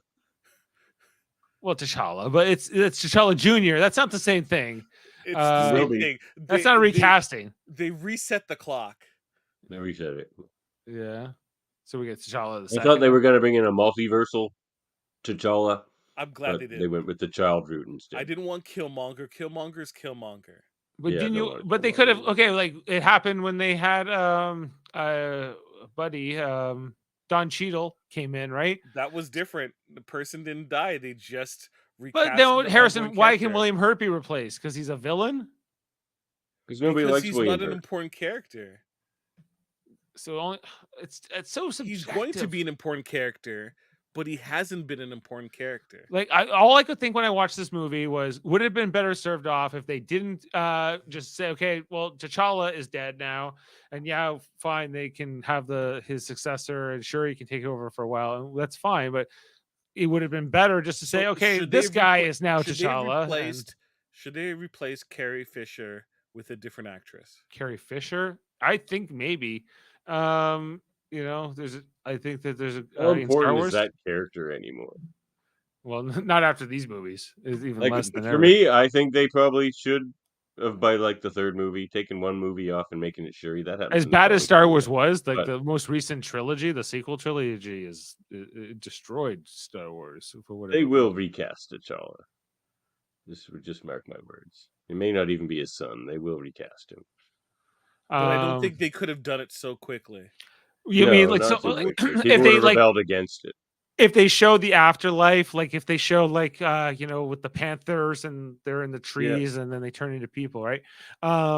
Like, do you think they'll computer generate Chadwick Boseman's face onto some other person in the future, or they'll No. get someone else to I play don't that? think they need to. They'll just come up with a reason why he looks different, and there's a million reasons you could come up for why that is. Yeah. Coming Right. back from the ancestors. Because remember, like in the It could be a Matrix, younger when the Oracle version, it could died, be and an then they got older the new version. they got the other Oracle in the Matrix, and Those If Robert movies didn't Downey make any Jr. sense. Let's not died- compare anything, an actual movie, to the Matrix. Wow. If Robert Downey Jr. died, there would be a lot of debate with people going, "We can't replace him." right? But But he'd also see that's different too, because that character has had his time to shine. They just finally made Black Panther, and then he died, Yeah. which is my argument for recasting. Like, that character is an important character to a lot of people and to Marvel and everything. And just like, you can't just let the death of an actor be bigger than the character itself. That's yeah, I been think around so. long Like before, will be around long after. when will somebody say, okay, I'll try it. I'll try to take on this recasting of an iconic role. Don't worry. By next year, Don Cheadle will be T'Challa, and we won't have anything to worry about. All right? And Terrence Howard will be back as Terrence Howard as will War be Machine. Killmonger. Was it Don Cheadle's nickname amongst the Ocean's 11 crew is Hotel Rwanda? Because he got nominated for the Oscar for it, so they just start calling him Mr. Hotel Rwanda. He was great in that. Yeah, Yeah. that was hilarious. All right. Well, Yeah. what's next with these kids? Okay. Well, I got one thing to say first, actually. So, well, you know what? Let's get into ratings. Can you bring that What up? do we rate? Oh, we didn't rate Black Panther yet. You're We right. didn't rate Black Panther. I'm gonna give this 8.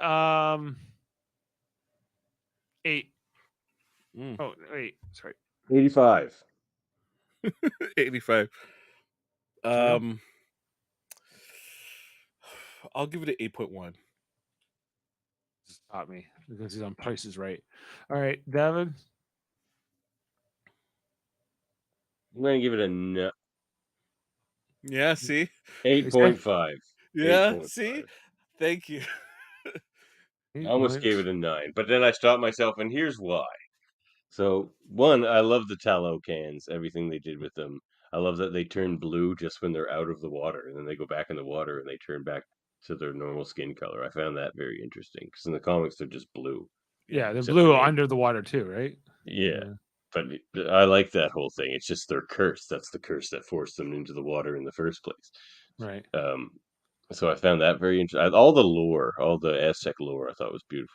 But the one, and I loved Atuma. He was really cool, and Namora. They were cool. I loved the singing. It makes people jump off Yeah. into Yeah, the the water. siren thing. Yeah, the siren thing was cool because that's a nod to history and myth and stuff too. But the one thing that disappointed me in this movie, and it's the thing I was looking so forward to, is there was no satisfying battle for me. I wanted Wakanda versus Talocan, and instead you just get a little bit of that on a boat. Yeah, that was a bit I underwhelming. wanted the something like I was. It could have been like a scale. battle we've had in the MCU is the Battle of Wakanda in Infinity I War. feel like it could have still been a never had. naval battle, but I feel like it could have been like a fleet of Wakandan ships, and it could have been grander. They I would was have got disappointed with smoked. that. They would have got smoked in the water. Yeah, they I smoked like the battle between Namor and Shuri. I thought that was I felt like they gave both of them enough to have a satisfying conclusion of a stalemate. Right? I enjoyed that a lot. I did not like Shuri as a character.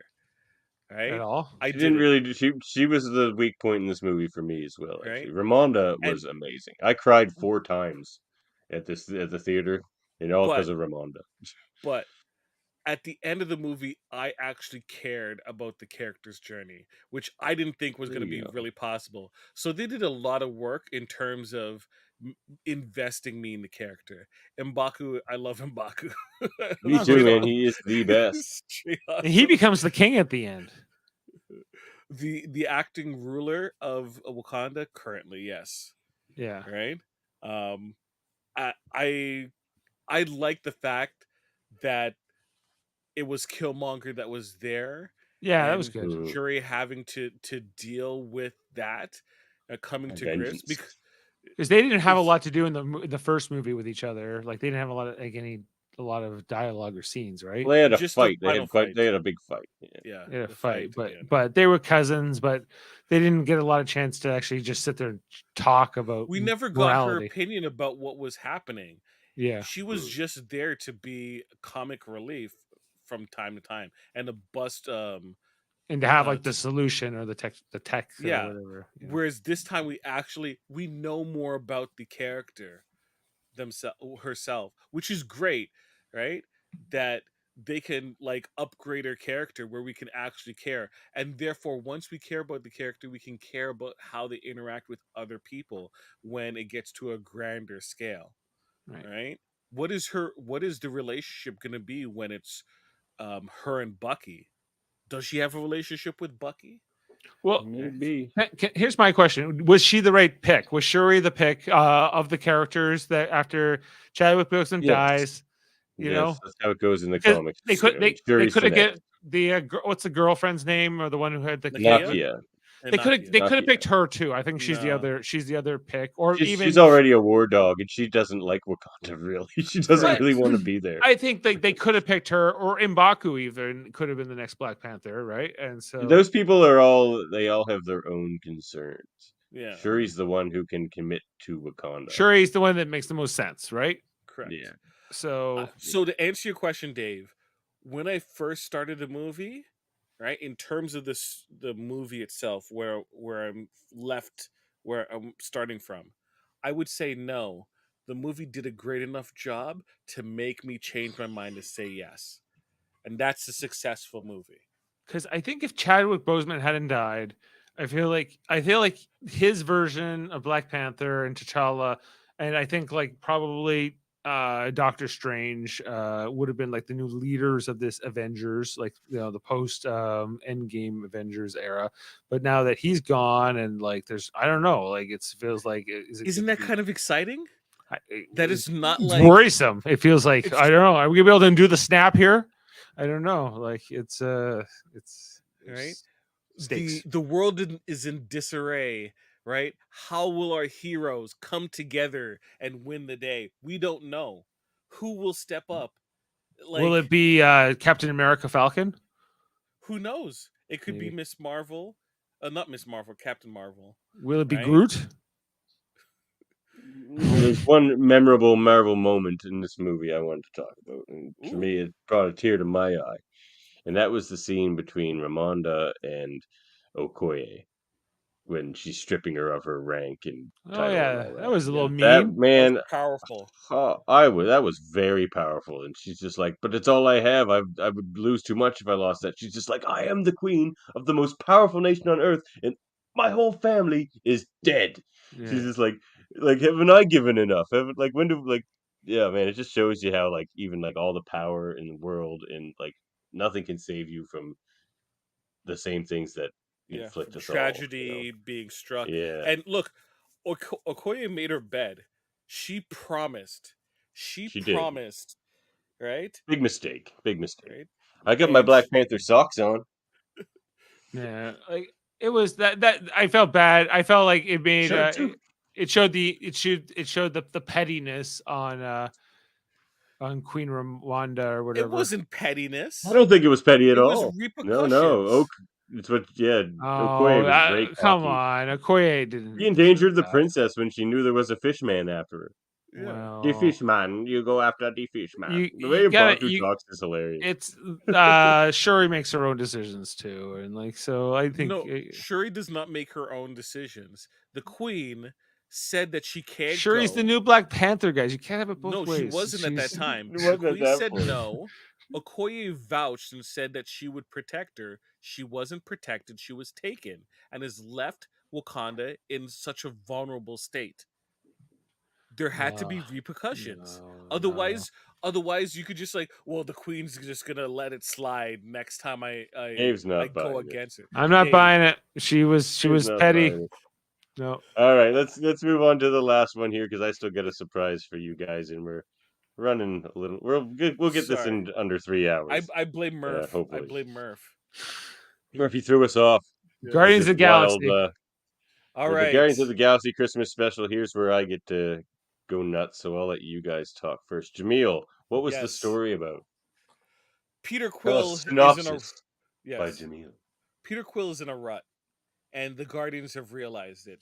Especially his newly revealed sister, right, Mantis, and she's determined to get him the ultimate gift. So paired up with Drax, they head to Earth to grab the hero of all time, Peter Quill's number one hero, and bring him back to help Peter Quill truly enjoy Christmas and get the spirit and life back into his life. That's the synopsis. That's pretty fair. They need to get the legendary Kevin Bacon. Yes. I didn't put the Kevin Bacon part because once again, you leave little elements for All people to see. right, The fair mystery. The Well, mystery. Yeah. he was in one of my pictures here. So there's them Mantis and Drax running through the streets. There's a nice Christmas on Nowhere. Very nice Mhm. set. There's the Groot in a costume looked terrible. See, okay. I'm gonna go off. Here's my tangent. It's starting now. You This gotta movie switch. You felt gotta like they switch it. threw it together in. Oh, you're right. Takeaways. This ain't Synopsis by Jaemeel anymore. All right, Jaemeel has nothing to do with what I'm about to say. Um, so this movie movie. This counts as a movie. Oh, you're We're not gonna putting it as a It's a special special. presentation. It's a made for TV no, special. no. These specials count as movies. Me and Murphy looked it up. That's how this Werewolf by Night got into Hold Up. They count as TV movies. Okay, TV fair enough. movies, They're TV movies made for TV movies. like after school specials. Sure. Yeah. Sure. So this thing, it felt like it was thrown together in 10 minutes. All the heart that the Guardians usually have, though there was some like forced heart with like the Christmas present and him, Mantis revealing he's her sister and that type of stuff at the end. But that was all forced. And like it didn't have that real heart that the Guardians really has. And I can't stand Drax. I don't want to hear one more sentence from him ever again. Everything he says, I predict Why? three What's lines wrong with before he Drax? says it. Everything he says is so obvious. It's like, of course, that's what Drax is about to say because that's what like the obvious r- line to write that you erase later and put in a good line. They never did that. They just kept all the stupid obvious lines, Right. and then they basically made Mantis a Drax character. So this whole thing was just two very obvious characters saying very obvious things. Like I got Tiffany to watch this with me because I told her it was getting great reviews and it should be good. And we both just sat there dead faced the entire time because it was so boring. The music was bad, the heart was forced, the humor was non-existent because it was just all cliche bullshit. Like, I want this elf man. That's not funny. Like it's like this was friggin' here's perfect analogy for you fellas. This was friggin' Big Bang Theory level humor. Where it's not even a joke, it's just saying, let's watch Star Wars. And then the laugh track comes on. Ah, they said Star Wars and they're supposed to be nerds. Like Right. that's what this was. This whole movie was just this. It was garbage. I hate it. It make it a 0 from me. Like I don't even know. I hate it. It was Oh no. unwatchable, just crap. Like it looked thrown together. You could tell James Gunn is checked out. This has me incredibly worried for. Let me go to what's next. This has incredibly worried for Guardians 3 because I think James Gunn is checked out. Like he's and not just on Marvel because he got hired for DC. I think he's gonna. I mean, DC's already tanked, but he's gonna tank it as well. Like he's done. He's checked out, man. I think he's. I don't think he's checked out. I think he was checked out of this. I think he was This was more because nothing. he's like, I have Guardians 3. Wait, you want me to do a Christmas special? I guess. I feel like this was his idea. It's like napkin, and it's like, okay, here's the story. Is that good enough, Kevin? Kevin's like, I'm busy counting money, and he's like, okay, I'll just make this thing. I Right? didn't like Everyone. Kevin Bacon. Nothing. This is nothing. This is a nothing burger sandwich. I liked this movie. I thought that the conclusion of Kevin Bacon was a lot of fun. I really enjoyed Drax and Mantis in particular. Oh my god. Every single point you made. It was. Oh my god. We're getting the genetic test done, Dave. Yeah. Well, at the end of the day, we are like what 2 or 3% DNA, but 97% not. So it's I really enjoyed it. I think it could have been better. I feel like there was Or chances. erasing one stupid obvious line and replacing it with actual writing would have made this better, but they that didn't do that wasn't even once. necessarily irritating me. my I God. wasn't necessarily feeling that. But I liked I thought the songs were good. I've listened to the two songs, the one at the beginning and the one at the end. They're on my Christmas playlist now. I've listened to them Oh my maybe god. dozens of times now. I have a couple, well, actually one of my run. It's really rain, rain, rain, rain, rain, dear, dear, Oh my dear, God. dear, dear. You know, it's really good. You guys should check it out. Download it on your iTunes. $1.99. I got the rankings. I'm Okay. done. Jaemeel, do you have anything to add? I'll do my takeaways after the rankings. Okay. I'm going 9, guys. Oh my god. Davin. That's your highest ranking of the night. Is the Guardians of the Galaxy Christmas special by a mile. Okay. Wow. Moon Knight gave it 8.5 too. Wow. Oh my gosh. Okay. My rankings, I'm gonna give it a 6. He was going to 6. Davin, you turned it to 0. Are you sticking with that? I'll give it a 1. Yeah. 1. A couple of the sets were nice. Even they seem thrown together, actually. Yeah, I did like to see that Mantis actually fight. It was the first time we actually saw her physically fight. The music. When I first heard the opening, I'm like, wait, is that the Bare Naked Ladies? No, it's Right? the old 97s. Just busking for like change, right? They just seem so down on their like do they not care anymore? And it's like, oh, it's a different band. I'm like, oh, okay. So it isn't like the Bare Naked Ladies having a bad day. This might be the best that this group does, which is even sadder. The Bare Naked Ladies are actually good. Yes, I agree. I just can just before I forget, guys, can I just point out that Werewolf by Night was directed by Michael Giacchino, who is like the composer of the score of Star Trek 2009, amongst other things, Star Trek Prodigy's theme song, and a bunch of other things. Avengers movies. He does the score for that. Oh yeah, it's the score for the Avengers too. Yeah, very good. Yeah. Normally you don't see a composer become a director, so it's all right, let's get Jameel's thoughts. So sorry on this train wreck. Kevin Bacon, I like Kevin Bacon. He just the legendary felt Kevin Bacon. He just felt he off.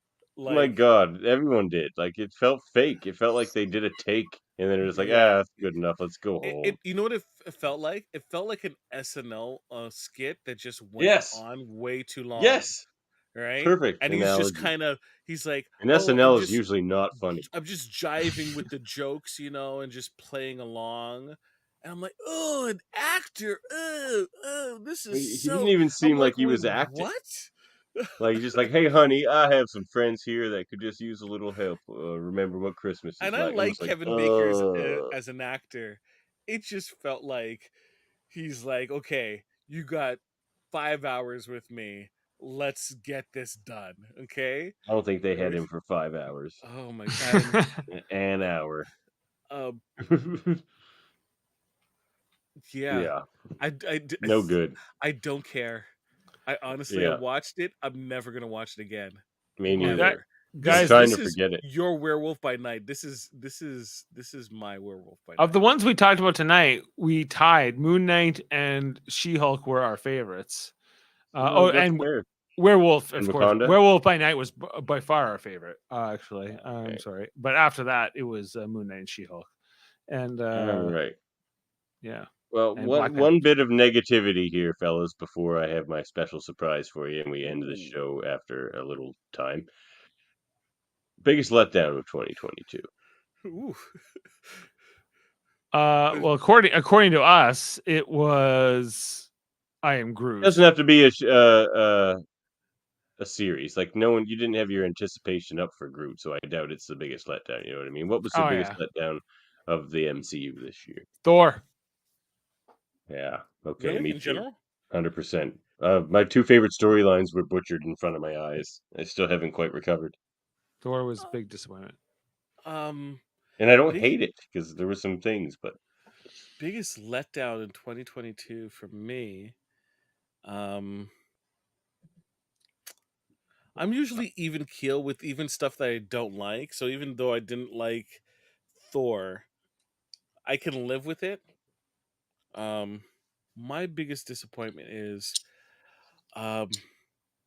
next year's slate is my biggest It's not the biggest letdown of 2022. That was a cop-out answer. Your answers better be better than this for the rest of the show, Jaemeel. All right, here we go. Okay.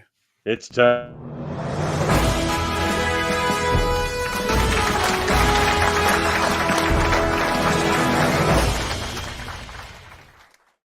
Welcome to the first prestigious Mary Mater Marvel Awards 2022. Whoa, this is very yeah. I'm glad I have more formal black here, so it took us almost 3 hours to get here, but the reason everyone's here, we're finally here. All right, so we're gonna give out some. I don't know what the awards are called. Mateys. I thought they looked like a little surfer. The mateys. Surfer, and they could be called surfies. I don't know. The Maters Raiders, we'll call them. Prestigies. All right, so first one. Biggest surprise of 2022. Werewolf by Night would be my nomination. you know what? I think it is Give me going a to be. moment as well. I think that on the slate you saw it there, and I'm like, I don't know what this is. It surprised the hell to me, went beyond expectations. I think I'm on board with that. That's a great suggestion, Dave.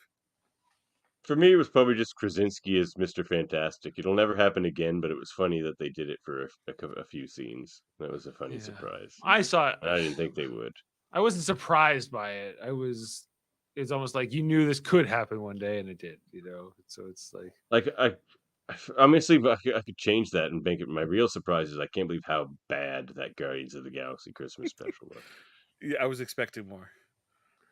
yeah. Best battle fight of Ooh. 2022.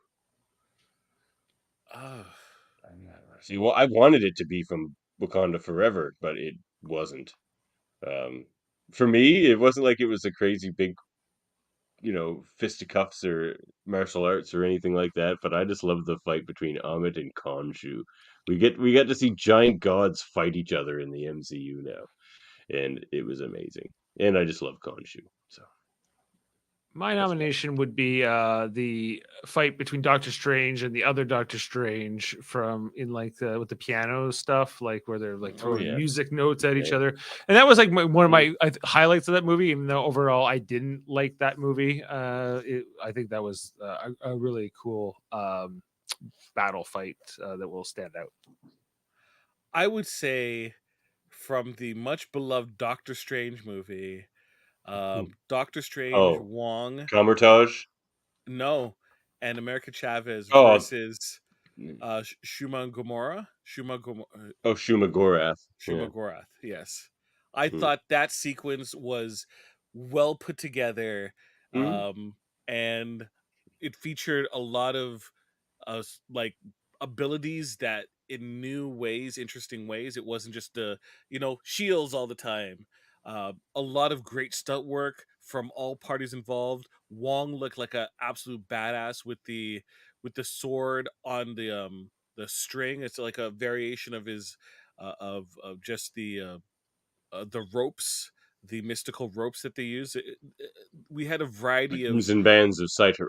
yes, we had different aspects of their abilities being presented. I thought that was a well thought out battle. Mm, very cool. The best humor of 2022. I'll go first on this one. For me, it was Madison, spelled with a Y, but not where Not you where you think. think. I am not ashamed to admit I love Madison. She's hilarious. Wongers. Loggers. I want some yak milk. I think for me it was probably in She-Hulk where she's like, sometimes I bang Matt Murdock or whatever the hell she says. Like, Sometimes I smash Matt Murdock. yeah, sometimes I smash Hulk, bad guys. we're smash Sometimes Hulk. I things. smash We Murdoch. smash things. I We smash smash Murdoch. bad endings and sometimes Matt Murdock. Yeah, that was a funny moment, and like I think She-Hulk was really funny, and I also think Yeah, that well. Moon Knight at times was pretty funny too. Mm, You yeah. know, London. I don't know why I said it like that. London. yeah, My yeah. choice is She-Hulk. Madison and Wong. Oh yeah, Wongers. Madison and Wongers. Yep. Have you Yes. ever had Manhattan Wongers? Yeah, I have. Yeah. I love it. Yeah. Madison's great. And Runner like up. there's a lot more to come with her because she sold her like soul to the devil or like gave a devil or like a demon 6 drops of her blood to Yeah. escape wherever Donnie Blaze sent her. So like she's probably got Mephisto following her around now. The new rock stars people are just crafting new ideas as to how to connect her and Mephisto into any story Yeah, going forward. for sure. Best drama of 2022. For me, it was that one I told you guys already, Ramonda and Okoye. That was the dramatic moment for me. I think for me it was Shuri at the end of Black Panther where she's like on the beach there in Haiti and she's just kind of like burning the clothes by the fire. I thought like that was a pretty Oh yeah, She quiet. finally where they meet his mourns. son. Yeah, it was kind of like everything had been building to that moment in the movie, and I thought that they did it really well. Kind of stop and take a breath and absorb it all, and then they moving on and things like that. But it's good. Both excellent examples. I did weep during the final sequence, as you mentioned, but nothing compares to that munching scene of Angela Bassett and Okoye. Right, that was brilliance. That is award. Oh She's yeah, gonna win an award for it, even she if it's just a should. nomination. It's She freaking fantastic. should. Best actress I seen this year. All right, best costume character design of 2022. Whew. Um, Might have two. One for the character design, I'm cheating. I like Khonshu. He looks great. But as far as costumes go, they nailed Kamala's final costume. They nailed it. But oh god, they nailed Moon Knight's too with like the mummy wraps and stuff. yeah. There were some good costumes this year. Oh, but Jane Thor too. I Yeah, thought they did a great job. Um, Also, if it was like a overall costume, they did a great job with Wakanda. But I have to say, I was always worried as to how the Miss Marvel costume would look, and that it's looks great. not just comic accurate. It looks absolutely screen worthy. Like, when I say screen worthy, I mean like It's amazing. it pops. When people talk about Spider-Man's costume, Spider-Man Hmm. costume isn't just good because it looks kind of good, right? It is from every angle. Yeah. It looks breathtakingly awesome, right? When done well. I don't think it's that This good, is done guys. well. Like You convinced me. It's Kamala's costume. That's my pick. this I wouldn't love it. even be my top three. Like I Oh would, wow. I'd say like I think Thor. Actually, think Thor. Chris Hemsworth's one. Yeah, like there it is. Like I think that was really strong in this movie, compared to some of his That other one's a bit ones. much. That's a bit much on that Too one. much gold. Yeah. I don't know. I liked it. It Look at stood those out. epaulets. Yeah, you should see this was 4 epaulets. And I also thought that I like the Shuri Black Panther version. Although it's just not much of an update. I thought that She's sleeper. the Iron what's her Iron Heart or whatever. Oh, Ironheart. Sure Yeah. is, Wee yeah. wee. Hers was Wee wee. um and Moon Knight was really cool. I agree. Like Moon Knight himself, both versions Yeah, were Mr. Knight neat is and Mr. Knight, yeah, just kind of really interesting and compelling. And I think definitely, to the point where I'm like, this character needs to stay around. I think like the look of a character is huge. Like how much you It believe in is. that character, you know. In comic arts, it friggin' is. yeah. So do we have picks there? Who'd you pick, Dave? Me and Jaemeel picked Kamala. No, I'd have to go with Moon Knight. Okay. Which one? This one? Yeah, Yeah, that Which one it's looked good. great. Like It's they've really never good. really done mummy wraps in the. That's new. Like yeah. that's it makes sense to the character. Like some things they come up with, and it's like, oh, that's so obvious. They should have come up with that before. But like, Yeah. It's also the eyes, just that's how they glow, like how they oh glow yeah, on the actor before the wraps come over, and the transition's really convincing. yeah, So it's very cool. Best comic adaptation of 2022 for me, it's got to be She-Hulk. That's a crazy tone comic that Oh, have to adapt, and they did I it. was gonna say Morbius, but I think you might convince me for She-Hulk. Morbius, get out of here, Jaemeel. Cheeky uh, bugger. It is She-Hulk for me. uh, I know it's gonna be tougher for Dave. I don't know if I have a favorite, guys, or a best. Fine, I we can skip that one. Yeah, I'm kind of neutral on this one. Best hero of 2022. Ooh, I'm gonna go with Kamala. Are you going with Madison or Wongers? Wongers, Wongers. He shows up in a Wongers, lot of things. That's but he fair. That's a never, fair pick. but he never feels like dull, right? I'm, Mm. I like, and he feels different from. It isn't just like Samuel Jackson showing up in things. He feels different, right? But I'm still engaged with his interactions with people. Plus, Mhm. once again, I look back to that fight sequence that he had in Multiverse of Madness. I'm high on Wong, so Yeah, I'm Team Wong's great. Wongers.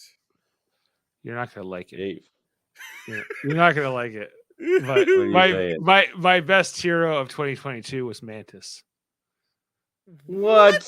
Oh Because she saved Christmas from Kevin Bacon? Like, She saved whatever. Christmas with Going on Kevin to the next Bacon. Oh, Lord. one. Best Dave. villain of 2022. Dave for that last pick. Dave. I'm the villain of 2022 Yeah, because I Dave's liked villain of Mantis this and podcast. I like the Guardians of the Galaxy Christmas special Oh, or Lord. holiday special or whatever it's called. So For best villain, I'm gonna give it to Namor. I like what they're doing with him. They're only gonna do more. different kind of villain. Yeah. Well, they all were this year. Like, I'm trying to think back, but Yeah, you never really got the same She-Hulk villain. didn't really have I a mean, good villain. Ethan Hawke was a villain, straight up. He was Yeah, the he big was. villain of the season. Yeah, Ethan Hawke's and I guess in Doctor Strange, I think that Wanda was a villain for sure. Oh, certainly. Yeah. Yeah. Oh, yeah. So but I didn't like that. I didn't like what they did with her. Gore so I was think- very good. Gore is a yes. fine pick. I think Christian Yeah. Bale gave everything to that role, and he deserves some recognition for it, even though it didn't really work at the end of the day. That movie doesn't work, but it's not really because of him. So I could even give it to him. I'll go with Gore as well. He's in a I could have different picked movie. Gore. He's in a different But movie they than just- everybody else, and Taika they just, Waititi clearly couldn't rate too him sour. Yeah, I like the movie he was acting in. in. Yeah. Eggers can Best bring him back. cameo of 2022. Oh, Prof X. I'm gonna give this one to Daredevil. Oh, really? Prof X. Oh crap! Damn! A little Damn bit of it. X. Give me a little bit of Damn. X. All right, Yeah. Like it was we gotta do the Illuminati. Yeah. Professor X. That's the one. To have him come out, and Daredevil then she was snaps good. his neck, guys. It's terrible, but it's also Yeah, it was crazy. It's Yeah. crazy, yeah.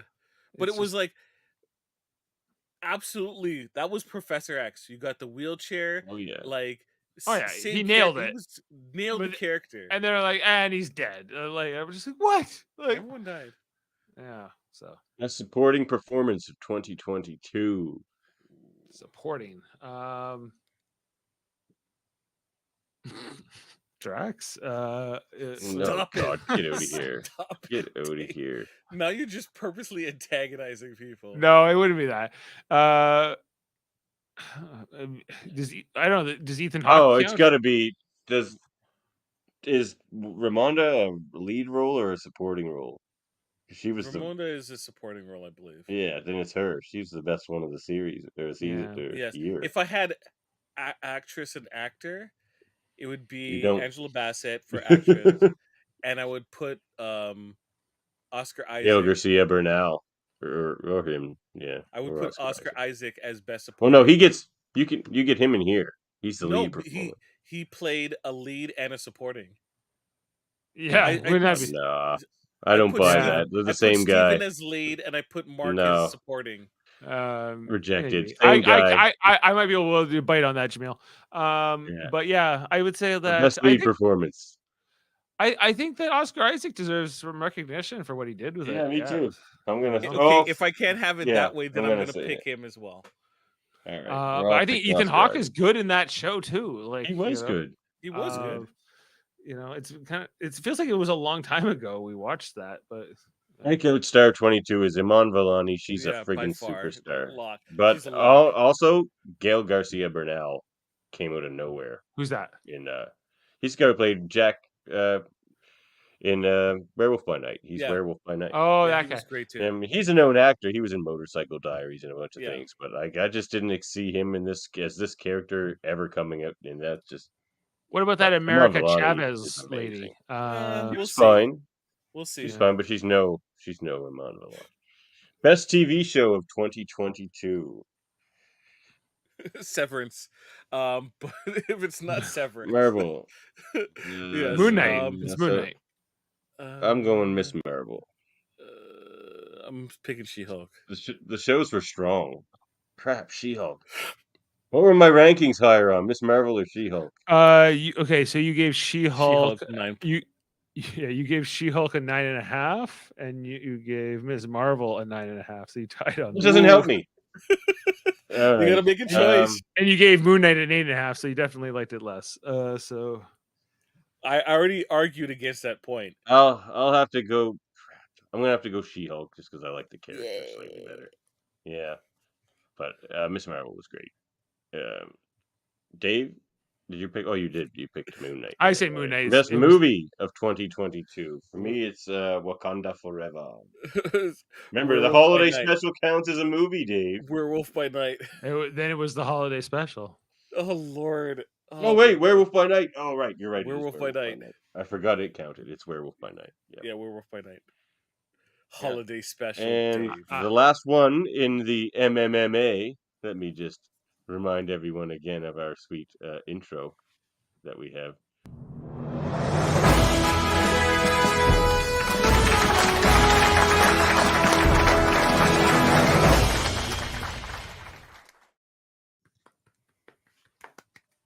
Very good. Very good. Glove clap. The very last one. Interesting. The best ending of 2022.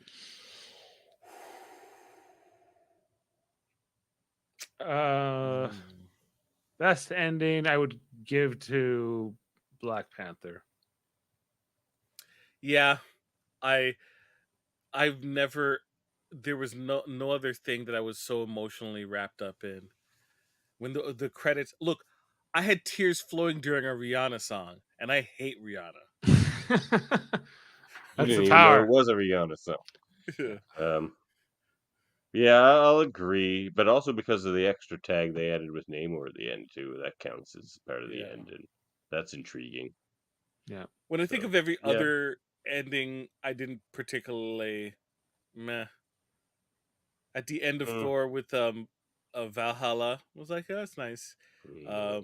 And Hercules, that's nice. Clea and Doctor Strange, that's nice.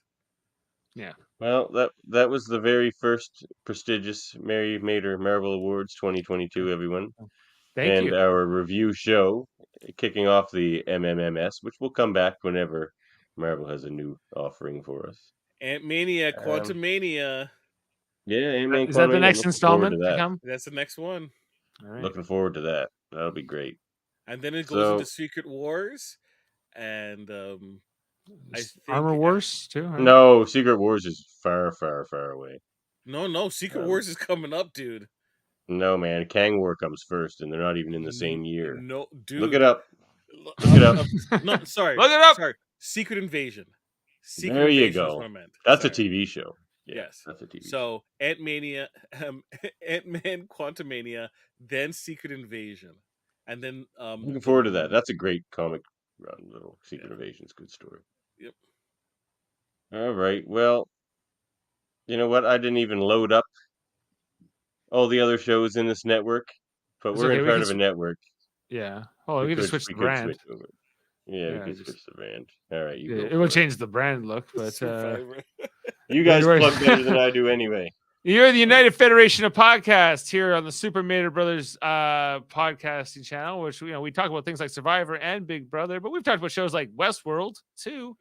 Even though that's canceled. When's the next season of Westworld reviews coming up? Never coming. Don't even think about it. But you want to hear our take on season 3? You can check that out. The United Federation of Podcasts includes, of course, the KBBBL podcast, the Simpsons podcast, where Davan and Francis and Baker break through each episode. I was on actually this past Friday.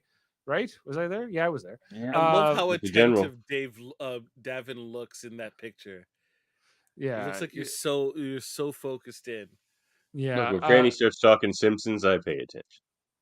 Yeah, exactly. I think it was a question that came up earlier. Is there one coming up this week, Davan? KBBL? Yeah, I think so. Yeah, actually, I can't find it. What it'll be? It'll be the Bleeding Gums Murphy episode, the Moaning Lisa. Oh, that's a good one. Yeah, I always like that. The Jazz Man. Or the sax man. Get away from that jazz man. That's the best line in the whole episode. Yeah. When the jazz man testifies. Okay. There's also the Hold Up podcast with Murphy and Well, Davan every other I have to Wednesday. watch 3 movies tomorrow sometime. How before that Jeez, good podcast? luck. So Well, It's- good luck. Shithouse Which three are looks you like watching for garbage. tomorrow? House Party, Animal House, and Shit House. Shithouse looks terrible. They all had to have Yeah, house it in the does. title. Was that the stipulation? No, they ought to be party movies. That just happened to also happen. Yeah. Okay. Shithouse isn't a party movie. It's You always have parties in the Not. house. It's a tumor. It looks terrible. Right. Well, that's exciting. Good luck with that. Graphics Right. History Podcast with Andre Yes.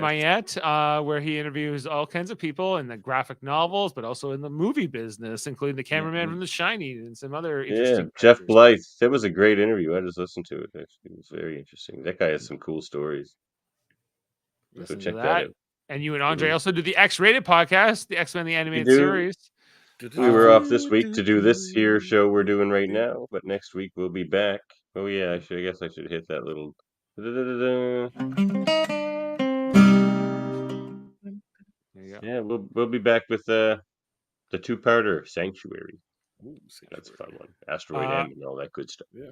Hellbound podcast, Michael Chan, Alex Blackburn. Wednesdays, audio podcast. Sometimes it's Jessica Chan. They talk horror. They talk about the new horror movies and old ones too, and different the internet directors. You should check that one out. Trivial Debates, an ongoing battle where there's a host and 3 contestants. Most recently, we had a Christmas edition. I was hosting, and we had Davan and Max and Sterling competing. We talked about Christmas movies and TV shows and different songs and sports and a whole bunch of different topics. It was a lot of fun. You should listen to that. We got Jaemeel Robinson set to host the next one. We'll have the questions ready soon. Yes, we're gonna have a reality TV show theme. We got Josh Foster coming in from this channel, of course, Super Mater Brothers Podcasting, because there was a lot of debate. We have to have Survivor versus Big Brother questions, maybe Amazing Race sprinkled in there, stuff like that. So we'll see.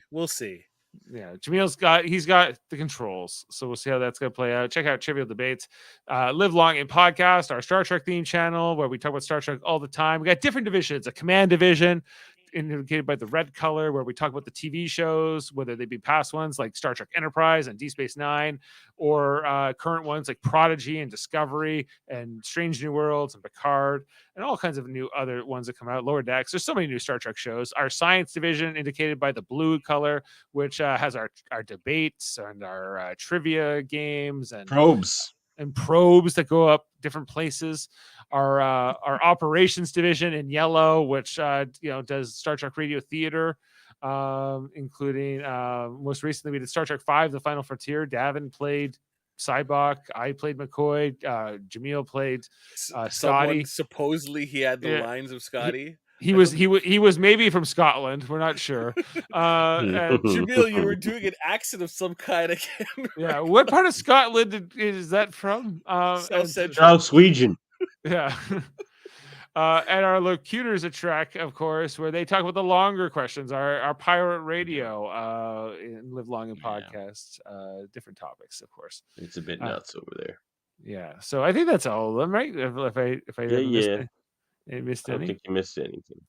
Yeah, I'm gonna switch brands back to the other brand. Good idea. And I'm gonna launch us out of here, fellas. Thanks for joining me for this 3 hours of reminiscences. There's no one else I'd rather do it with than you. No, this was good. I'm glad it was maybe easier and better than just trying to do 10 different podcasts about each of these. So it worked out well. And that Groot episode didn't would put you on the fantastic. spot too often. Anyone else wants anything synopsis by Jaemeel branded, you can contact us at United Federation of Podcasts, and we'll make that happen for you. Gmail.com. Jaemeel branded everything. Not at gmail.com, at gmail.com. Yeah, I no longer have that address. No longer. You should get the gmail.com URL if you haven't already. Kind of hard. Oh, all right. All right, we can't end this with a Survivor background, so there we go. All right. Later, everybody. Peace. Enjoy 2023 MCU. Happy New Year to come. Lots on the horizon. Yeah.